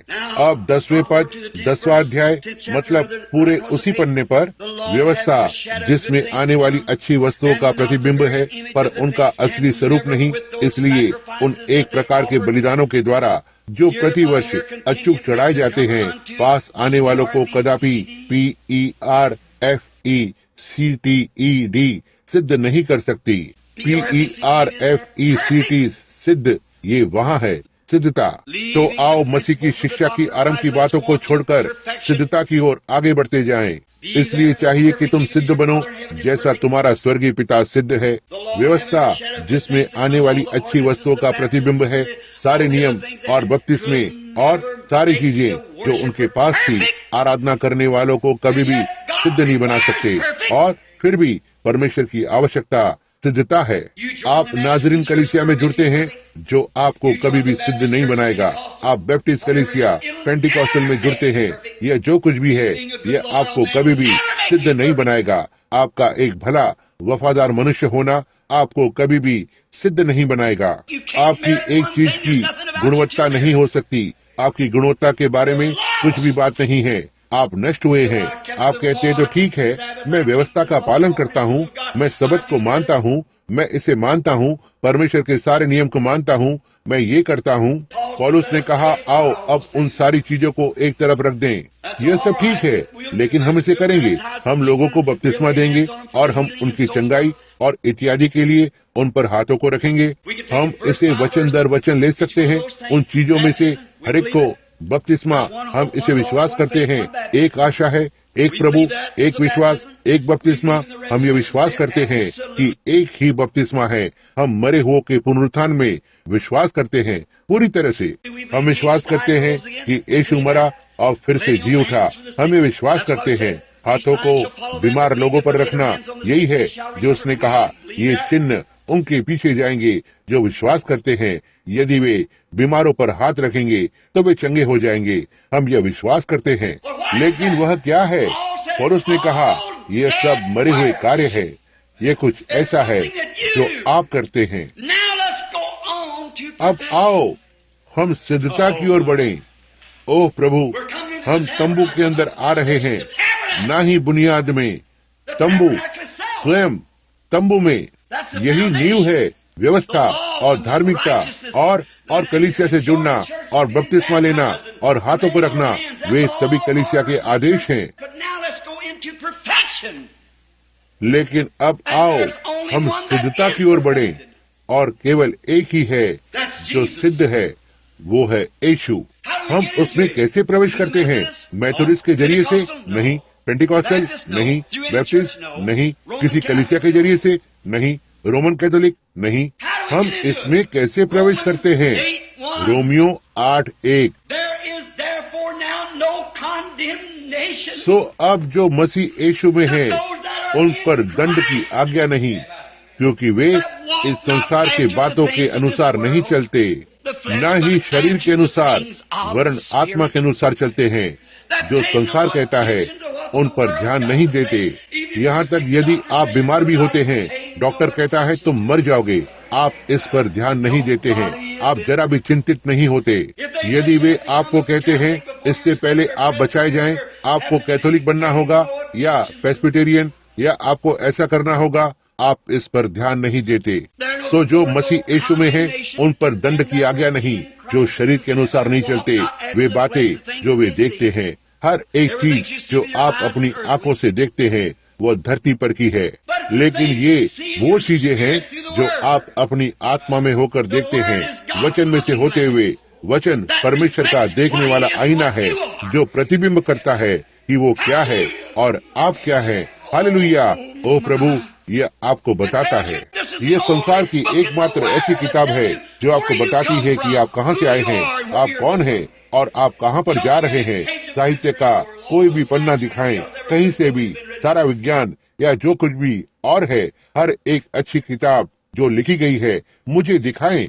इसमें से कोई भी आपको यह नहीं बता सकता है। यह परमेश्वर का देखने वाला आईना है जो दिखाता है कि वो क्या है और आप क्या हैं। फिर वहाँ बीच में लहू की रेखा है जो दिखाती है कि यदि आप चुनाव को करना चाहते हैं तो आप क्या हो सकते हैं। वहाँ आप हैं एक आत्मा के द्वारा। अब पहला कुरिन्थियों 12, हम उस देह के अंदर कैसे जाते हैं? हाथ मिलाने के द्वारा नहीं, माश है। कलीसिया में जुड़ने के द्वारा नहीं, माश है। पीछे की ओर होकर, आगे की ओर होकर, बपतिस्मा लेने के द्वारा, पिता, पुत्र और पवित्र आत्मा के नाम में, यीशु मसीह के नाम में, शारोन का गुलाब, सोसन का फूल, भोर के तारे के नाम में, कुछ भी जो आप चाहते हैं, उसका इससे कुछ भी लेना देना नहीं है। परमेश्वर के प्रति एक अच्छे विवेक का बस एक उत्तर। और फिर भी हम वाद विवाद करते हैं और रटते हैं और बहस करते हैं और अलगाव करते हैं और मतभेद करते हैं। यह सही बात है, लेकिन वे सारे मरे हुए कार्य हैं। हम सिद्धता की ओर बढ़ रहे हैं।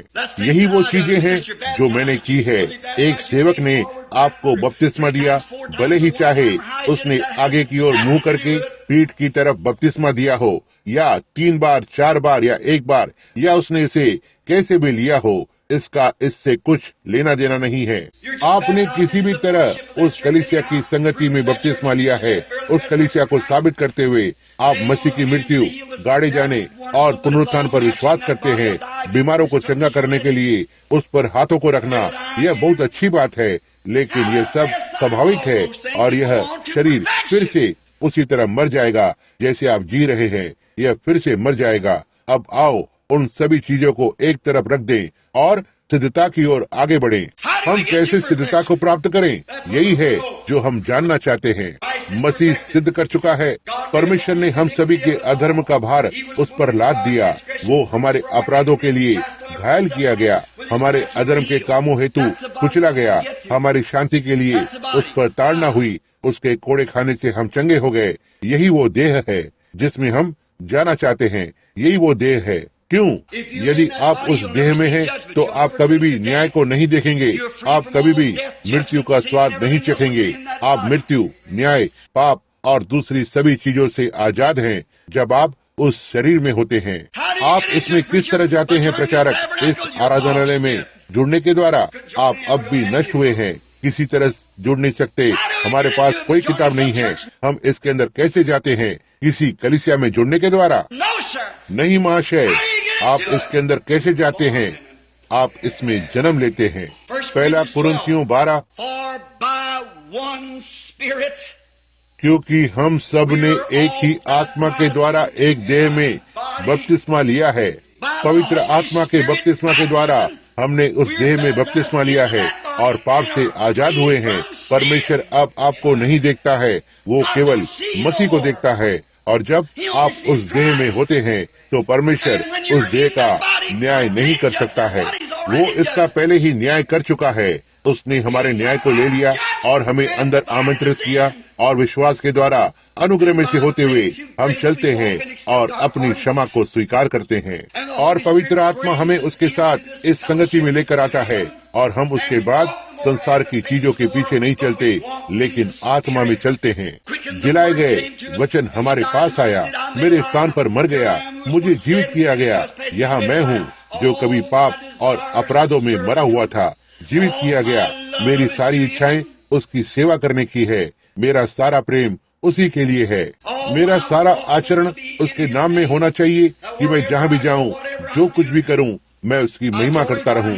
यदि मैं शिकार करता हूं, यदि मैं मछली पकड़ता हूं, यदि मैं गेंद खेलता हूं, यदि मैं जो कुछ भी करता हूं, मुझे अवश्य ही चाहिए मुझ में मसीह हो। एक ऐसे जीवन में जो मनुष्यों को ऐसा बनाना चाहेगा, ना ही व्यर्थ बात करे, ना पीठ पीछे बात करे, ना ही आपकी कलीसिया के बारे में वाद विवाद करे। आपने इसे समझा? एक आत्मा के द्वारा हमने उस देह में बपतिस्मा लिया है और जब मैं लहू को देखूंगा तब मैं तुम्हें छोड़कर निकल जाऊंगा। सुनना, आइए हम कृपा करके यहाँ थोड़ा और आगे बढ़ें। वो पास आने वालों को कदापि सिद्ध नहीं कर सकती, क्योंकि दूसरा पद 10वां अध्याय, क्योंकि नहीं तो उनका चढ़ाना बंद क्यों न हो जाता। यदि ये व्यक्ति को सिद्ध बना सकता और परमेश्वर सिद्धता को चाहता है, यदि व्यवस्थाओं का पालन करना, यदि सारी आज्ञाओं को मानना आपको सिद्ध बना देता, तब तो वहाँ कोई भी बात के होने की कोई आवश्यकता ही नहीं है। आप पहले से ही सिद्ध हो चुके हो, क्योंकि जब आप सिद्ध होते हैं तो आप अनंत होते हैं, क्योंकि केवल परमेश्वर ही अनंत है और एकमात्र परमेश्वर ही सिद्ध है और एक ही जरिए से आप अनंत हो सकते हैं, वो है परमेश्वर का भाग बनना। जब एक ही बार शुद्ध हो जाते, अब पाप का विवेक नहीं। क्या आराधना करने वाले एक बार शुद्ध हो जाते ताकि कोई और विवेक न हो? यदि आप इसका अनुवाद लिखते हैं तो यह इच्छा है। आराधना करने वाले एक बार शुद्ध हो जाते तो पाप की कोई और इच्छा नहीं होती है। यदि आराधना करने वाले एक बार शुद्ध हो जाते, अब आप ऊपर जाकर और कहते हैं, ओह हालेलुया, मैं कल रात बच गया, लेकिन ठीक है, परमेश्वर धन्य हो, उस महिला ने मुझे पुनः पाप करने को लगाया। हालेलुया, किसी दिन मैं फिर से बच जाऊंगा। तुम अभागे, अप्रशिक्षित, अनपढ़ हो। यह इस तरह से नहीं है। आराधना करने वाले एक बार शुद्ध हो जाते हैं तो पाप की कोई और भावना नहीं होती है। बाइबल ने कहा, सुनना, जैसा कि हम आगे पढ़ते हैं, बस 1 मिनट, परंतु उन बलिदानों के द्वारा प्रति वर्ष पापों का स्मरण हुआ करता है। अब हम इसे छोड़कर आगे जा रहे हैं। 8वें पद को लेंगे समय को बचाने के लिए, और जहाँ मैं जाना चाहता हूँ उसके ऊपर तब वो कहता है कि न तूने बलिदान और भेंट और होम बलियों और पाप बलियों को चाहा और न तू उनसे प्रसन्न हुआ, यद्यपि ये बलिदान तो व्यवस्था के अनुसार चढ़ाए जाते हैं। 9वां पद फिर यह भी कहता है कि देख मैं आ गया हूँ ताकि तेरी इच्छा पूरी करूँ। निदान वह उठा देता है, निदान वह पहले को उठा देता है, वो नियम, ताकि दूसरे को नियुक्त करे। काश हमारे पास उस पर बने रहने का समय होता। जब तक आप एक प्रेस्बिटेरियन या पेंटिकॉस्टल या बैप्टिस्ट या मेथोडिस्ट हैं, वो आपके साथ कभी भी कुछ लेना देना नहीं रख सकता। उससे पहले वह सब कुछ दूर ले जाना है, देखो, जिससे वो दूसरे को नियुक्त कर सके। जब तक आप कहते हैं तो ठीक है, मैं एक मेथोडिस्ट हूँ, मेथोडिस्ट या बैप्टिस्ट या पेंटिकॉस्टल के खिलाफ कुछ भी नहीं, लेकिन भाई यह इसका उच्चारण नहीं है। आपको सिद्धता की ओर बढ़ना है, वो मसीह के अंदर है। अब इसे देखें, बस 1 मिनट। उसी इच्छा से हम यीशु मसीह की देह के एक ही बार बलिदान चढ़ाए जाने के द्वारा पवित्र किए गए हैं। आइए बस थोड़ा सा आगे बढ़ें और इसे थामे रहें, इसे आपके अंदर जाने दें। जब हम पढ़ रहे हैं सभी के लिए एक ही बार, और हर एक याजक तो खड़े होकर प्रतिदिन सेवा करता है और प्राय एक ही प्रकार के बलिदान को, जो पापों को कभी भी दूर नहीं कर सकते, बार बार चढ़ाता है। लेकिन यह मनुष्य, क्या आप तैयार हैं? क्या आपने छाती को अभी खोला है? तो यह बाहर नहीं जाएगा, यह सीधे हृदय तक चला जाएगा। लेकिन यह मनुष्य, कौन सा मनुष्य? न ही रोम का पोप, न ही मेथोडिस्ट कलीसिया का बिशप, न ही कोई अन्य कलीसिया, लेकिन यह मनुष्य मसीह तो पापों के बदले एक ही बलिदान सर्वदा के लिए चढ़ाकर परमेश्वर के दाहिने जा बैठा, और उसी समय से इसकी बाट जो रहा है कि उसके बैरी उसके पांव के नीचे की पीढ़ी बने।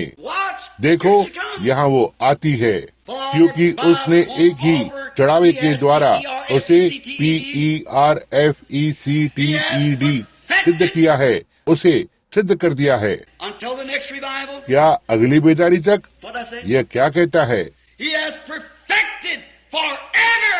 उन्हें जो पवित्र किए जाते हैं सर्वदा के लिए सिद्ध कर दिया है। क्या आपने इसे समझा?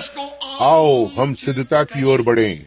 अब आप होलीनेस के लोग कहते हो, ओह हाँ, हम पवित्रता में विश्वास करते हैं, हालेलुया, हम पवित्रीकरण में विश्वास करते हैं, लेकिन आप अपनी खुद की बातों को ही ले रहे हैं। आप बस इसे छोड़ देते हैं और उसे छोड़ देते हैं। आप जानते हैं कि आपको ऐसा नहीं करना चाहिए। जब तक कि मसीह द्वार को नहीं खोलता और इसे आपके हृदय में नहीं दिलाता, और आप एक ऐसा स्थान बन जाते हो जहां पाप मर चुका है और इच्छा यह सब जा चुकी है, तब वो आपकी स्वयं की धार्मिकता को निकाल लेता है, जिससे वो अपने आप को आप में स्थापित कर सके। और यह मसीह है, परमेश्वर का पुत्र, जो आप में महिमा की आशा है। आओ हम सिद्धता की ओर आगे बढ़ें। हम भला सिद्ध कैसे हो सकते हैं? मसीह की मृत्यु में से होते हुए, न ही कलीसिया में जुड़ने के द्वारा, न ही हमारे भले कामों में से होते हुए जो हम करते हैं। ये सब अच्छी बात है, न ही इसलिए कि हमने इस तरह से या उस तरह से बपतिस्मा लिया था, न ही इसलिए कि हम हाथों को रखने के द्वारा चंगे हो गए, न ही इन अन्य चीजों में से किसी के कारण हम मृत्यु, दफन होना और पुनरुत्थान में विश्वास करते हैं। पौलुस ने कहा, मैं मनुष्यों और स्वर्गदूतों की बोली बोल सकता हूँ, दोनों ही समझी जाने वाली बोली और न समझी जा सकने वाली बोली, दोनों का अनुवाद होना है। मैं कुछ भी नहीं, भले ही मेरे पास ज्ञान का दान हो और मैं परमेश्वर के हर एक ज्ञान को समझूं, बाइबल की व्याख्या कर सकता हूँ, उसे एक साथ जोड़ते हुए मैं कुछ भी नहीं। तब स्कूल जाने से ज्यादा कुछ भला नहीं होगा। बाइबल को सीखना क्या ये भला करता है? हालांकि मेरे पास विश्वास है कि मैं पहाड़ों को हटा सकता हूँ। तब चंगाई के अभियान का तब बहुत अधिक मतलब नहीं रखता है। क्या ये रखता है? मैं कुछ भी नहीं हूँ, भले ही मैं अपनी देह को बलिदान के नाई जलाने के लिए दे दूं। ओह, वे कहते हैं वह मनुष्य धार्मिक है, लेकिन वो कुछ भी नहीं। पौलुस ने कहा, कभी भी कुछ नहीं बनना, क्योंकि जहाँ अन्य जुबानें हो वे वहाँ थम जाएंगी, जहाँ भविष्यवाणियाँ हैं यह विफल हो जाएगी, जहाँ ये सब अन्य चीजें हैं वहाँ असफल हो जाएंगी। लेकिन जब वो जो सिद्ध है वो आता है, तो जो अधूरा है वो मिट जाएगा। देखो, वो सिद्धता क्या है? प्रेम क्या है? परमेश्वर, आइए हम इन सारे छोटे छोटे मरे हुए कामों और रीति रिवाजों को एक तरफ रख दें और सिद्धता की ओर आगे बढ़ें। आपने इसे देखा, हम मसीह में से होते हुए सिद्ध होते हैं। हम इसके अंदर कैसे जाते हैं? पवित्र आत्मा के बपतिस्मे के द्वारा। तो ठीक है, क्या होता है? आप मृत्यु से पार होकर जीवन में प्रवेश कर चुके हैं। तो ठीक है, क्या मुझे हिलना है, कूदना है, ऐसा करना है? आपको कुछ भी नहीं करना है। आप इसे पहले ही कर चुके हैं। परमेश्वर ने आपको मृत्यु से जीवन में लेकर आया है और आप जीवित हैं। उसके बाद आपके जीवन के फल इसे दिखाते हैं। आप में से बहुत से मेथोडिस्ट और नाजरीन जितना जोर से चिल्ला सकते हैं उतना जोर से चिल्लाते हैं, एक मनुष्य का जिगर बाहर आ जाए। ये सही है, वो हर एक चीज को करते हैं जो किया जा सकता है।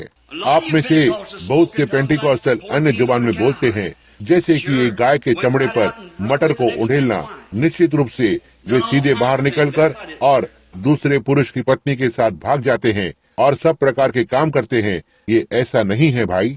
पवित्र आत्मा के स्थान को लेने के लिए कोई अनुभूति या कुछ भी करने का प्रयास न करें। जब नया जन्म आता है तो आप बदल जाते हैं। आपको इसे साबित करने के लिए कुछ भी करने की आवश्यकता नहीं है। आपका जीवन इसे साबित करता है। जब आप चलने लगते हैं, आप प्रेम, शांति, सहनशीलता, दयालुता, नम्रता, धीरज हैं। यही तो आप हैं और सारा संसार आपके अंदर यीशु मसीह के प्रतिबिंब को देखता है। अब अन्य जुबान में बोलना, वहाँ पर चिल्लाना, यह तो बस गुण है जो इस तरह के जीवन के पीछे पीछे जाता है और आप उन गुणों को लेकर इसकी नकल कर सकते हैं और आपके पास वो जीवन कभी नहीं हो सकता है। हम इसे देखते हैं। कितने लोग ये जानते हैं कि ये सच है? निश्चय ही आप जानते हैं, निश्चित रूप से आप जानते हैं। ओह, आप इसे अपने इर्द गिर्द देखते हैं। इसलिए वहाँ ऐसा कुछ भी नहीं है जिसे आप कह सकें कि पवित्र आत्मा का प्रमाण है, जब तक कि है आपका जीवन नहीं है जिसे आप जीते हैं। अब यदि आप अन्य जुबानों के साथ बोलना चाहते हैं तो यह पूरी तरह से ठीक है। यदि आप इसका समर्थन करने के लिए जीवन को जीते हैं, यह सही बात है। और यदि आप चिल्लाना चाहते हैं, अच्छी बात है, ये अच्छा है। मैं भी चिल्लाता हूँ जब बहुत खुश हो जाता हूँ। कभी कभी मैं मुश्किल से अपने जूते भी नहीं पहन पाता। मुझे उनमें से कूदना अच्छा लगता है और यह बहुत अच्छी बात है। मैं इसे विश्वास करता हूँ। मैंने दर्शनों को देखा है और बीमार चंगे हुए हैं, मरे हुए जी उठे हैं। जब वे वहाँ पड़े हुए रहते हैं और डॉक्टर छोड़कर चले जाते हैं और कहते हैं वे खत्म हो चुके हैं और जा चुके हैं, वहाँ कुछ घंटे पड़े रहते हैं और पवित्र आत्मा ठीक तब नीचे उतर कर आता है और दर्शन देता है और वहाँ जाओ और उस मनुष्य को उठाकर खड़ा करो। मैंने उन्हें देखा है जो बहरे, गूंगे और अंधे होते हैं और अपंग हैं, चलने लगते हैं। ऐसा नहीं है, यह तो बस गुण है। भाई, बहुत समय पहले, इससे पहले दुनिया की कभी इसकी नींव डाली गई थी, परमेश्वर अपने अनंत अनुग्रह में से होते हुए उसने नीचे की ओर देखा और पूर्व ज्ञान के द्वारा उसने आपको और मुझे देखा। वो जानता था कि हम किस युग में रहेंगे, वो जानता था कि हम क्या होंगे। इसलिए चुने जाने के द्वारा उसने हमें दुनिया की नींव डालने से पहले चुना ताकि हम उसके साथ बिना दाग के रहें। अब यदि उसने हमें दुनिया की नींव डालने से पहले उसमें बिना दाग रहने के लिए चुना है और हम सब धब्बेदार जन्मे हैं और कोई कुछ नहीं कर सकता, कोई भी हमें शुद्ध नहीं कर सकता, हम भला बिना दाग के कैसे बनेंगे? उसने अपने इकलौते पुत्र को भेजा कि जो कोई भी उस पर विश्वास करे उसके जीवन का अंत न हो, लेकिन उसके पास अनंत जीवन हो।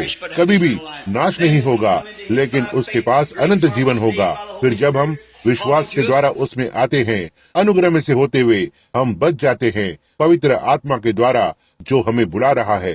इससे पहले इस धरती पर शरीर हो, आपके शरीर यहाँ रखे हुए थे। यह कैल्शियम, पोटाश, नमी, लौकिक प्रकाश में से और पोटेशियम और इत्यादि से बना है, उन 16 तत्वों से। और पवित्र आत्मा धरती के ऊपर मंडराने लगता है, मंडराते हुए। और जैसा कि इसने किया, सबसे पहले आप जानते हैं छोटा सा ईस्टर फूल ऊपर आता है, तब उसने कुछ घास को बाहर लाया और कुछ पक्षी आए और कुछ समय के बाद एक मनुष्य आगे आता है। अब उसने कभी भी स्त्री को धरती की मिट्टी से नहीं बनाया। शुरू से ही वो पहले से ही एक पुरुष है, नर और नारी एक है। सो उसने आदम की बगल में से एक फसली ली और एक स्त्री को उसके लिए एक सहायक बनाया। और फिर पाप आता है, फिर पाप अंदर आने के बाद परमेश्वर पराजित नहीं होगा। कोई फर्क नहीं पड़ता, क्या बात भी जगह लेने दो, वो कभी भी पराजित नहीं होगा। तब स्त्रियों ने पुरुषों को धरती पर लाना आरंभ किया और परमेश्वर अनंत अनुग्रह में से होते हुए देखा कि कौन बचाया जाएगा, और उसने आपको बुलाया। कोई मेरे पास नहीं आ सकता जब तक मेरा पिता पहले उसे नहीं बुलाता है। ना ही वो जो चाहता है या ना ही वो जो दौड़ता है, लेकिन जिस पर परमेश्वर दया को दिखाता है। आप कहते हैं तो ठीक है, मैंने परमेश्वर को ढूंढा, मैंने परमेश्वर को ढूंढा। नहीं, आपने कभी भी नहीं ढूंढा, परमेश्वर ने आपको ढूंढा। आदि में ये इसी तरह से ही था। ये आदम नहीं था जो कह रहा था, हे पिता पिता मैंने पाप किया है, आप कहाँ हैं? ये तो पिता था जो कह रहा था, हे आदम आदम तू कहाँ है? यही मनुष्य का स्वभाव है, यही मनुष्य की नस्ल है, यही है जिससे वो बना है। और कोई मनुष्य मेरे पास नहीं आ सकता जब तक कि पिता उसे खींच न लाए, और वह सब जिसे पिता ने मुझे दिया है। हालेलुया! जो कोई भी आएगा मैं उन्हें अनंत जीवन दूंगा और मैं उसे अंतिम दिन में जिला उठाऊंगा। क्या ही धन्य स्वर्ग के परमेश्वर की क्या ही धन्य प्रतिज्ञा है। आज रात हमें कहाँ जाना है? जहाँ उसने अपने आप की शपथ ली, उससे कोई भी बड़ा नहीं है। आप अपने आप से बड़े किसी और की शपथ लेते हैं, वहाँ उससे कोई बड़ा नहीं है। इसलिए परमेश्वर ने अपने आप की शपथ ली। हम इसके अंदर जा रहे हैं। उसने यह कैसे किया और उसने इसे कब किया, और अपनी खुद की शपथ खाई कि वो हमको जिलाएगा और अपना निज उत्तराधिकारी बनाएगा। ओह, आज सुबह हम कितने सिद्ध और मजबूती से खड़े हो सकते हैं। आप किस तरह से देख सकते हैं। यदि मृत्यु सीधे आपके चेहरे की ओर घूर रही है तो आप पौलुस की तरह कह सकते हैं, मौत तेरा डंक कहाँ है, कब्र तेरी विजय कहाँ है। लेकिन परमेश्वर का धन्यवाद हो जो हमारे प्रभु यीशु मसीह के द्वारा हमें जयवंत करता है। वहाँ आप हैं। क्यों? ओ, तुमने ऐसा और ऐसा किया है, मैं ये जानता हूँ, लेकिन मैं उसके लहू से ढका हुआ हूँ। हालेलुया! एक आत्मा के द्वारा हम सभी ने एक देह में बपतिस्मा लिया। आप मेथोडिस्ट, बैप्टिस्ट, प्रेस्बिटेरियन, आप जो कोई भी हैं, हमने एक देह में बपतिस्मा लिया था। हमारे पास संगति है और हम परमेश्वर के राज्य के नागरिक हैं, यह दावा करते हुए कि हम इस संसार के नहीं हैं। मेरी छोटी लड़की एक दिन आई, कहा, पापा इस छोटी सी लड़की ने ऐसा और ऐसा किया और उन्होंने ऐसा और ऐसा किया। हम घर पर गए, उन्होंने ऐसा और ऐसा किया। मैंने कहा, उसने कहा, हम ऐसा क्यों नहीं करते? मैंने कहा, प्रिय, हम उस दुनिया के नहीं हैं, वे अपने खुद के लिए एक दुनिया में जीते हैं। कहा, क्या हम सब एक ही जमीन पर नहीं चलते? मैंने कहा, दुनिया के प्रिय, हम उन लोगों में से नहीं हैं। बाइबल ने कहा, उनमें से बाहर आओ, अलग हो जाओ। परमेश्वर यूं कहता है, देखिए आप उसमें से नहीं हैं, और जब वो नई प्रकृति आपके अंदर आती है तो आपको बाहर निकालने की आवश्यकता नहीं है। आप लूत की पत्नी की तरह वापस नहीं जाना चाहते। आप बस अभी जन्मे हैं इसमें से बाहर, और आप दूसरे अय्याम में हैं, और यह आपको बेकार सा दिखाई देता है। और यह वो महान भव्य अमेरिका जिसमें हम रहते हैं, जो इसकी एक बड़ी अंध व्यवस्था बन गई है। हर एक चीज अभिलाषा और स्त्री है, और स्त्रियां जिस तरह से वे कपड़े पहन रही है, पुरुष जिस तरह से वे व्यवहार कर रहे हैं और जो चीजें वे कर रहे हैं, और फिर खुद को मसीही कहकर बुलाते हैं। उदाहरण के लिए यह एल्विस प्रेस्ली, वो जाकर और पेंटिकॉस्टल कलीसिया का सदस्य बन गया। अवश्य ही यह वही जहां यहूदा को चांदी के 30 सिक्के मिले, एल्विस को कैडिलेक की एक गाड़ी मिली, और अपने जन्म सिद्ध अधिकार को बेचने के लिए कुछ लाखों डॉलर मिले। ऑर्थर गॉडफ्रे, उसकी ओर देखो। यहाँ लुइसविले में जिमी ऑसबॉर्न को देखें, जो वहाँ उस पुराने बूगी वूगी के नाच, रॉक एंड रोल, पुराने टॉमी रोट और गंदगी के साथ है, और रविवार की सुबह बाइबल को लेते हैं और मंच पर खड़े हो जाते हैं और प्रचार करते हैं। क्या ही शर्मनाक बात है। कोई आश्चर्य नहीं कि बाइबल ने कहा, हर टेबल उल्टी से भरी है, क्योंकि हम एक भयानक दिन में जी रहे हैं। और लोग कहते हैं, ओह वे बहुत ही धर्मी हैं। ओह, क्या आप नहीं जानते कि शैतान धर्मी है? क्या आप नहीं जानते कि कैन उतना ही धर्मी था जितना हाबिल था, लेकिन उसके पास प्रकाशन नहीं था। ऐसा ही है, उसके पास प्रकाशन नहीं था। जी हाँ, हम सब कलीसिया जाते हैं, लेकिन वहाँ कुछ ही हैं जिनके पास जीवन है। यही वो एक है, उनके हृदय में यीशु मसीह का प्रकाशन है। ना ही हिलने डुलने के द्वारा, कूदने के द्वारा, ना ही कलीसिया में जुड़ने के द्वारा, लेकिन प्रकाशन परमेश्वर ने उसे प्रकट किया है। देखो क्या कहा, लोग मुझ मनुष्य के पुत्र को क्या कहते हैं कि मैं कौन हूँ। कुछ ने कहा तू एक भविष्यवक्ता है, और कुछ कहते हैं कि तू एलिया है, और कुछ हाँ, लेकिन तुम क्या कहते हो? पतरस ने कहा तू जीवित परमेश्वर का पुत्र मसीह है। यह उसके होठों से नहीं था। उसने कहा धन्य है तू योना के पुत्र शमौन, क्योंकि मांस और लहू ने इसे कभी भी प्रकट नहीं किया। तूने इसे कभी भी किसी बाइबल की कुछ नैतिकता से नहीं सीखा, या ना किसी धर्म शिक्षा के सेमिनरी से। धन्य हो तुम, क्योंकि मांस और लहू ने तुम पर इसे प्रकट नहीं किया, लेकिन मेरे पिता ने जो स्वर्ग में है इसे प्रकट किया है। और इस चट्टान पर मैं अपनी कलीसिया को बनाऊंगा, और अधोलोक के फाटक इसके विरोध में प्रबल नहीं हो सकते हैं। यदि आप आज सुबह एक मसीही हैं, क्योंकि आप कलीसिया से संबंधित हैं, आप नाश हुए हैं। यदि आप एक मसीही हैं, क्योंकि आपने मृत्यु से जीवन में प्रवेश किया है, तो आप न्याय से आजाद हैं। मसीह के अंदर आप हर समय सिद्धता में बनते जा रहे हैं। परमेश्वर एक चीज को भी नहीं देख सकता। आप कहते हैं अच्छा, क्या मैं कभी भी गलती करूंगा? निश्चय ही, लेकिन आप इसे जानबूझकर नहीं करते हैं। अब हम इसके अंदर जा रहे हैं बस कुछ ही मिनटों में, क्योंकि जो सत्य के ज्ञान को पाने के बाद जानबूझकर पाप करता है, उसके पाप के लिए और कोई बलिदान नहीं रहता। हम आज रात उसमें जाएंगे, क्योंकि अब ये थोड़ी देर हो चुकी है। आइए हम इसके कुछ और पदों को पढ़ें, ताकि हम थोड़ा और आगे जाने के विषय में बेहतर महसूस कर सकें। तो अच्छी बात है, तो ठीक है, हम आज रात ठीक उस चौथे पद से शुरू करेंगे। इसे सुनना, क्योंकि ये उनके लिए असंभव है, क्योंकि जिन्होंने एक बार ज्योति पाई है और हुए हैं और हो गए हैं, और जो सामर्थ का स्वर्गीय वरदान का स्वाद चख चुके हैं, और पवित्र आत्मा के भागी हो गए हैं, और परमेश्वर के उत्तम वचन का और आने वाले युग की सामर्थ्यों का स्वाद चख चुके हैं। यदि वे भटक जाएं, तो उन्हें अपने आप को मन फिराव के लिए फिर नया बनाना अनहोना है। देखा, और हम इसे इब्रानियों 10 में लेंगे, और आगे और पीछे से यह दिखाने के लिए कि ये क्या है। दोस्तों, आओ हम सिद्धता की ओर आगे बढ़ें। हमारे पास हम आज बिना किसी बहाने के हैं। हमारे पास बिल्कुल भी बहाना नहीं है। इन अंतिम दिनों में स्वर्ग का परमेश्वर प्रकट हुआ है, और उन्हीं कामों को कर रहा है जो उसने तब किए थे जब वो पहले यहाँ पर था, जब वो धरती पर था।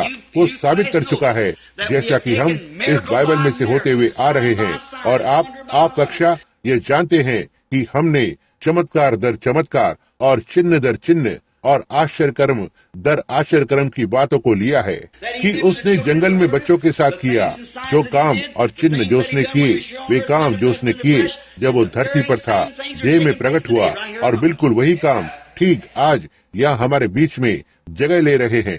इसे प्रमाणित करने के लिए यहाँ पर वचन है, यहाँ वो बात है, ये कहने के लिए कि ये सही है, इसे सही बनाने के लिए, उसी काम को करने के लिए यहाँ परमेश्वर का आत्मा है। इसलिए हम बिना किसी बहाने के हैं। आइए प्रार्थना करें। स्वर्गीय पिता, देखते हुए कि हम क्या ही गवाहों के बड़े बादल से घिरे हुए हैं, आओ हम हर एक बात, हर एक चीज, हर एक गलती, हर एक बुरी बात, हर एक बोली गई बुरी बात को एक तरफ रख दें, हर एक विचार, और हम उस दौड़ में धीरज के साथ दौड़ें जो हमारे सामने रखी हुई है, हमारे विश्वास के रचयिता और सिद्ध करने वाले प्रभु यीशु मसीह की ओर देखते हुए। उसका सबसे अतुलनीय और पवित्र नाम धन्य हो। वह किस तरह से धरती पर गिरे हुए मनुष्य को छुड़ाने के लिए आया, और जिससे कि उन्हें प्रभु परमेश्वर की संगति में वापस लेकर जाए। और इसके लिए हम आपको धन्यवाद देते हैं। और अब उसके अनुग्रह से हमने उसे कभी नहीं चुना, लेकिन उसने हमें चुना। उसने कहा तुमने मुझे नहीं चुना है, लेकिन मैंने तुम्हें चुना है। कब? दुनिया की नींव डालने से पहले। और प्रिय परमेश्वर, यदि वहाँ आज सुबह यहाँ कोई बैठा हुआ है, हो सकता है जिसने इसे वर्षों और वर्षों से दूर रखा हो, लेकिन लगातार वह हृदय पर धीमी सी दस्तक हो रही है। हो सकता है वे कलीसिया से जुड़े हों, सोचते हुए ठीक है, सब सही हो जाएगा। पिता, निश्चित रूप से वचनों ने इसे आज सुबह वर्णन किया है कि आप एक कलीसिया के पीछे छिपकर और धर्मी बने नहीं रह सकते हो, न ही आप अच्छे बन सकते हो, न ही झूठ और न चोरी और न कुछ बुरा और धर्मी बनकर रह सकते हैं। हमारे पास केवल एक ही धार्मिकता है, न ही हमारी खुद की, लेकिन उसकी धार्मिकता, उसने हमारे उद्धार को सिद्ध किया है, इसलिए उसमें होने की वजह से परमेश्वर हमारी गलतियों को नहीं देखता है।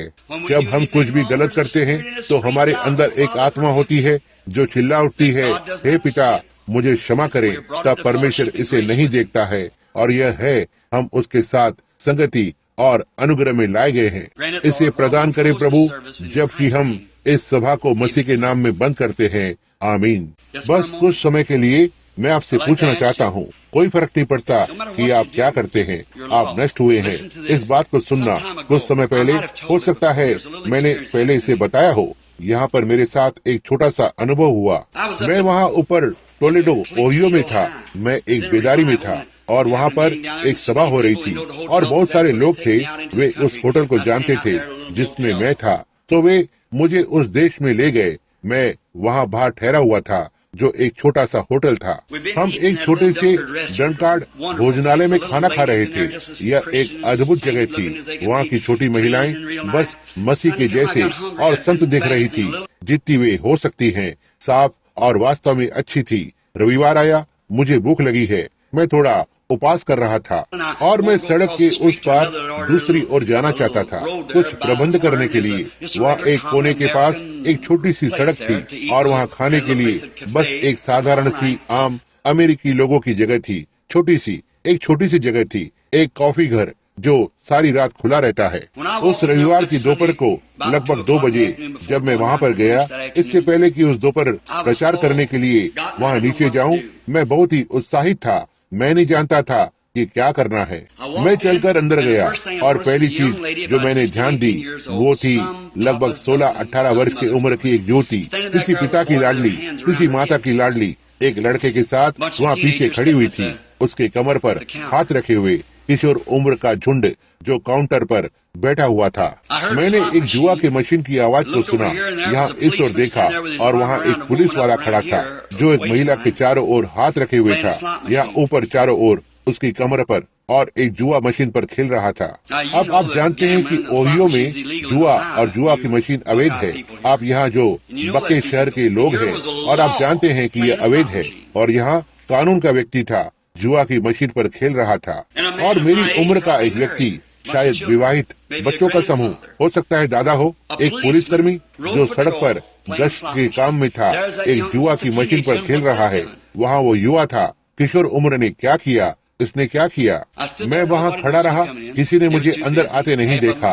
वे बहुत व्यस्त थे, उसमें से आधे नशे में थे। तो मैंने देखा, मैंने किसी को कहते सुना, अच्छा क्या आपको लगता है कि बारिश रुबाब की खेती को नुकसान पहुँचाएगी? और यहाँ पर देखा और यहाँ एक महिला को वहाँ बैठी थी, बूढ़ी महिला, वास्तव में वो 65-70 इसके आसपास थी। और बेचारी, मैं किसी को भी अपना सबसे अच्छा दिखने के लिए दोष नहीं देता, लेकिन जब उसने अपने आप को तैयार किया था, अपने बालों को नीला किया था जो बहुत ही नीले दिख रहे थे, और ऊपर से पूरी तरह कटे हुए, और इसे बहुत ही नीला किया था, और उसने बहुत ही मोटा प्रसाधन लगाया था, या जिसे आप उसके चेहरे पर लगाए जाने वाले सामान कहते हैं, और एक बड़ा धब्बा, और उसने छोटे छोटे कपड़े पहने थे। और बेचारी पुरानी चीज जो इतनी झुर्रीदार थी कि इतना तक अतिरिक्त मांस उसके पैरों पर इस तरह लटक रहा था, और उसने शराब पी थी। वो वहाँ एक बूढ़े पुरुष के साथ बैठी हुई थी, और यह गर्मियों का समय था। उस पुराने बूढ़े रंग के सेना के एक कोट को ऊपर से पहने हुए, या जैतून सा हल्का भूरा, यह इस तरह से नीचे लटक रहा था, और उसे गले में एक बड़ा स्कार्फ लपेटा हुआ था। उसमें से 2 शराब पिए हुए थे, और वे इस खराब बूढ़ी महिला के साथ थे। मैं वहाँ खड़ा था और इधर उधर देखा। मैंने कहा, परमेश्वर, आप भला इसे कैसे बर्दाश्त कर सकते हैं? क्या आप इसे कैसे इस तरह कैसे देखते हैं, जबकि यह मुझे एक पापी को अनुग्रह के द्वारा बचाता हुआ बनाता है? तो सोचें कि आप भला इसे किस तरह से देख सकते हैं। इसलिए ऐसा दिखाई देता है कि आपने चीजों को उजागर किया है। क्या मेरी छोटी रिबिका और सारा उस तरह के प्रभाव के नीचे आ जाएंगी? क्या मेरी 2 छोटी बच्चियों को एक लोकप्रिय जाने माने जैसे आज की दुनिया है उसका सामना करना होगा, जहां लोग इस प्रकार का व्यवहार करते हैं? परमेश्वर, मैं भला कैसे कर सकता हूँ? मैं क्या कर सकता हूँ? अवश्य ही यह उसका अनुग्रह है। यदि उन्हें अनंत जीवन के लिए ठहराया गया है तो वे उसके पास आएंगे। यदि वे नहीं ठहराए गए थे तो वे नहीं करेंगे। मैं नहीं जानता, यह परमेश्वर पर निर्भर करता है। मैं अपने भाग को करूंगा। मैंने सोचा, आप इसे कैसे बर्दाश्त कर सकते हैं परमेश्वर? ऐसा दिखाई देता है कि आप इतने पवित्र हो कि आप बस उस चीज को धरती पर से मिटा देंगे। मैंने कहा, वहाँ पर बैठी हुई उस खराब दादी की ओर देखें, वहाँ पीछे उस नौजवान लड़की की ओर देखें, और यहाँ पर खड़ी हुई एक महिला है जो शायद 25 वर्ष की होगी, और वह पुलिस उसकी कमर पर अपने हाथों को रखे हुए एक जुआ की मशीन पर खेल रहा है। और वहाँ कानून का व्यक्ति है। राष्ट्र खत्म हो गया है, वहाँ मातृभाव खत्म हो गया है, यहाँ बुजुर्ग लोग खत्म हो चुके हैं, और वहाँ एक जवान लड़की पीछे बैठी हुई है और वह खत्म हो चुकी है। लड़कों की ओर देखो, जबकि उन्हें कलीसिया में या कहीं तो होना चाहिए। मैंने कहा, हे परमेश्वर, मैं क्या कर सकता हूँ? और यहाँ मैं इस शहर में हूँ, मेरा हृदय पूरी तरह से रो रहा है, और वे इसे अनदेखा करते हैं और ऐसे चलते हैं जैसे वे। मैंने सोचा, अच्छा परमेश्वर, अच्छा। फिर एक विचार आया, यदि मैंने उन्हें नहीं बुलाया है तो वे भला कैसे आ सकते हैं? जिसे पिता ने मुझे दिया है वो सब आएंगे। तुम्हारे पास आंखें हैं लेकिन तुम देख नहीं सकते, कान है पर तुम सुन नहीं सकते। मैंने सोचा, तो ठीक है, यदि राष्ट्रपति शहर में आता है बेदारी के बजाय, तो हर एक जन बाहर आ जाता। ओह, निश्चय ही ये सांसारिक है। तब मैं सोचने लगा, ठीक है परमेश्वर, किस तरह से अब क्यों नहीं आप जाते, आकर यीशु को भेजते हैं और इसे खत्म क्यों नहीं करते? क्या अब जाकर और इसे खत्म नहीं करेंगे और इसे जाने दें? तब मैंने अपने सामने कुछ हिलता हुआ देखना आरंभ किया। ऐसा दिखा जैसे कोई छोटा सा चक्रवात इस तरह से गोल गोल घूम रहा हो। मैं इसे देखता रहा। मैंने एक दुनिया को गोल गोल घूमते हुए देखा। मैंने इसे देखा, और जहाँ यह किसी चीज को छिड़क रहा था, मैंने देखा यह दुनिया भर में लाल, गहरे लाल रंग के लहू का एक छिड़काव था, बस जैसे एक चक्रवात गोल गोल घूम रहा हो, एक धूमकेतु की तरह। और यह इस तरह से एक चक्रवात घूम रहा था, और मैंने इस चक्रवात की ओर देखा, और इसके ठीक ऊपर मैंने दर्शन में यीशु को देखा। वह नीचे की ओर देख रहा था, और मैंने अपने आप को यहाँ धरती पर खड़ा देखा, ऐसे काम करते हुए जो मुझे नहीं करने चाहिए। और हर बार जब मैंने पाप किया तो परमेश्वर मुझे मार डालता, क्योंकि जिस दिन तुम इसे खाओगे उसी दिन तुम मर जाओगे। और परमेश्वर की पवित्रता और न्याय ये मांग करता है, और आपको मरना ही होगा। और उसके बाद मैंने वहाँ देखा, मैं आंखें मलता रहा। मैंने कहा, मैं नहीं, मैं कभी भी सोने के लिए नहीं गया। यह एक दर्शन है, मुझे यकीन है कि यह एक दर्शन है। मैं देखता रहा जब मैं दरवाजे के पीछे खड़ा हुआ था, और मैंने अपने पापों को ऊपर आते देखा, और हर बार जब वे सिंहासन पर पहुंचना आरंभ करते, उसका लहू कार के लिए टक्कर रोक या बम्पर जैसे कार्य करता। इसने इसे पकड़ लिया और इसे हिलते हुए देखता हूँ, और लहू उसके चेहरे पर से नीचे बहने लगता है। और मैंने उसे हाथ उठाते हुए देखा और कहा, पिता उसे क्षमा करें, वो नहीं जानता कि वो क्या कर रहा है। मैंने खुद को कुछ तो और करते देखा। इसने उसे फिर से हिला दिया। बम्पर ऐसा हुआ होता तो परमेश्वर मुझे ठीक तभी मार देता, लेकिन उसका लहू मुझे पकड़े हुए था, यह मेरे पापों को थामे हुए था। मैंने सोचा, हे परमेश्वर, क्या मैंने ऐसा किया? निश्चित रूप से यह मैं नहीं था, लेकिन ये था। तब मैं इस तरह से चलता चला गया जैसे कि मैं उस कमरे में से होकर जा रहा था, और मैं चलकर उसके नजदीक गया। मैंने वहाँ एक रखी हुई किताब को देखा। उस पर मेरा नाम लिखा था, और उस पर हर प्रकार के काले अक्षर लिखे हुए थे। मैंने कहा, प्रभु, मैं क्षमा मांगता हूँ कि मैंने ऐसा किया। क्या आपके ऐसा करने का कारण मेरे पाप हैं? क्या मैंने आपके लहू को संसार भर में घुमाया? क्या मैंने आपके साथ ऐसा किया है? प्रभु, मैं बहुत क्षमा चाहता हूँ कि मैंने ऐसा किया। और वो वहाँ आगे आया। मैंने कहा, क्या आप मुझे क्षमा करेंगे? मेरा मतलब ऐसा नहीं था। मैं आपके अनुग्रह के द्वारा मैं एक बेहतर लड़का बनने की कोशिश करूंगा। क्या आप मेरी सहायता करेंगे?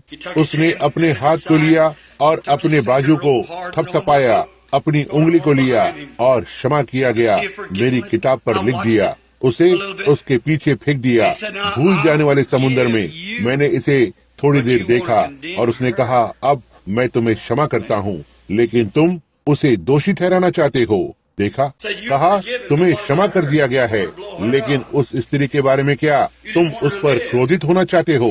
क्या तुम नहीं चाहते कि वो जीवित रहे?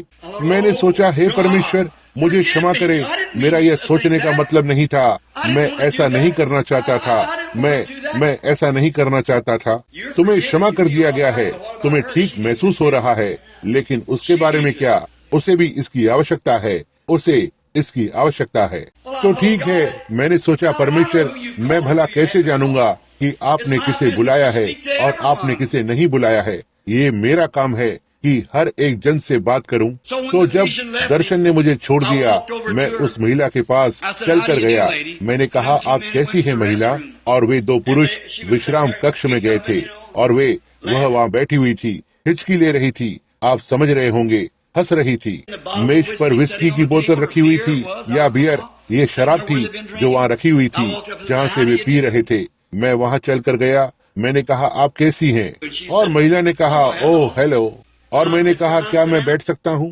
उसने कहा, ओह, मेरे साथ पीने वाले लोग हैं। मैंने कहा, मेरा उस तरह से मतलब नहीं था बहन। उसने मेरी तरफ देखा।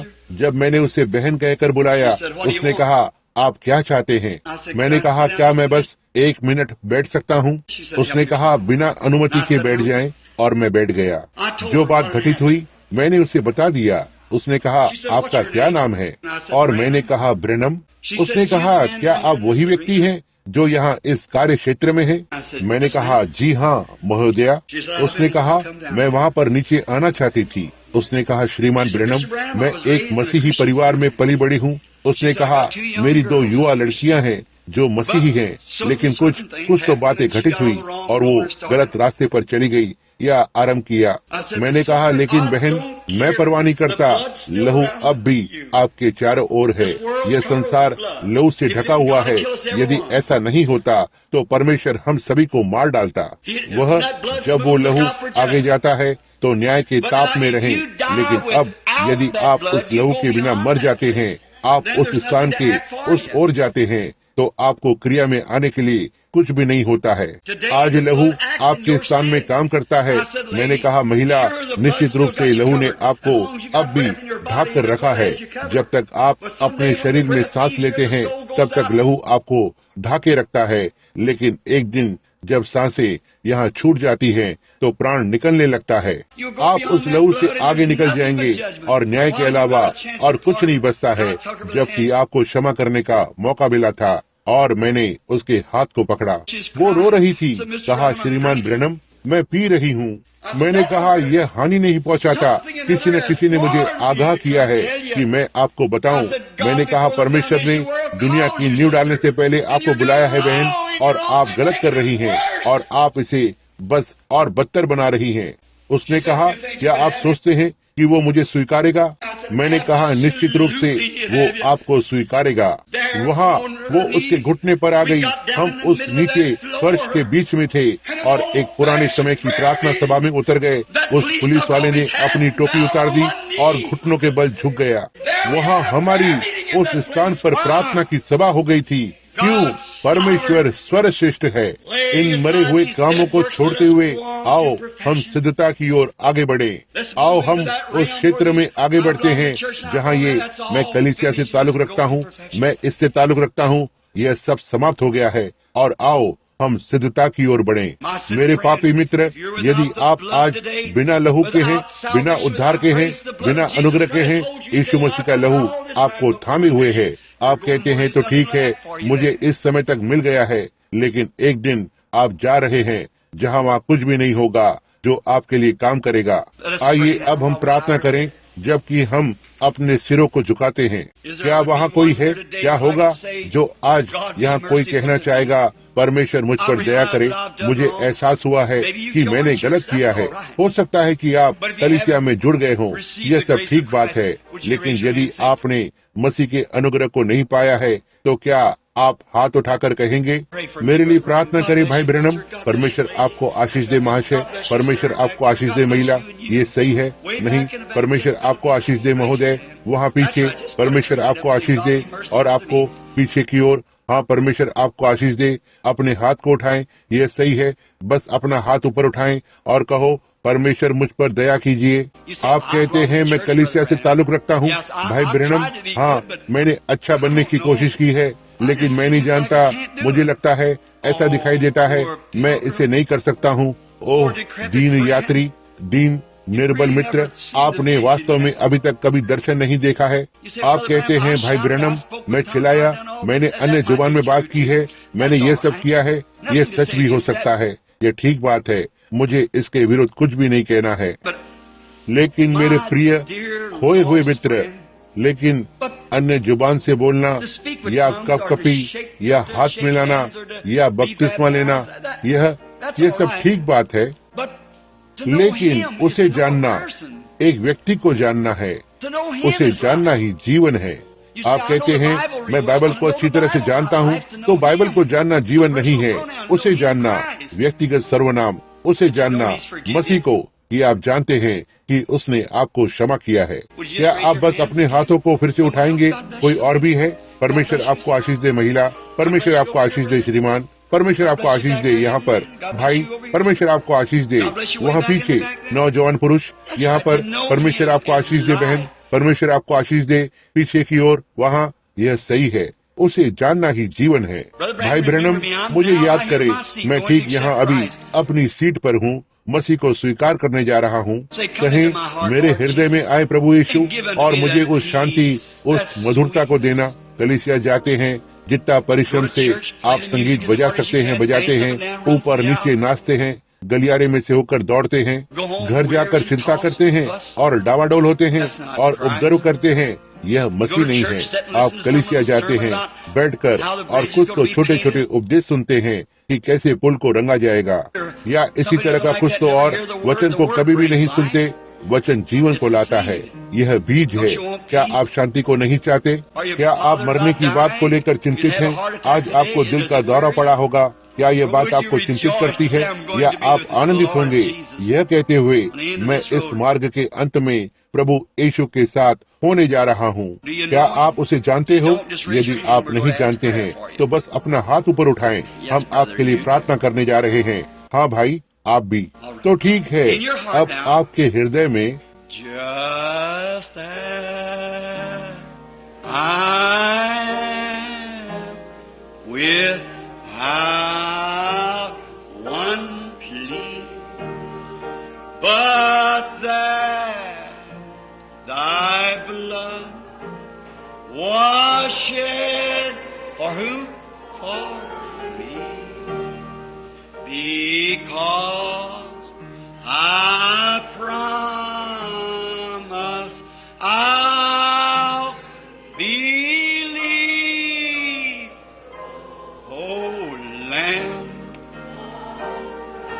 Oh Lamb of God, I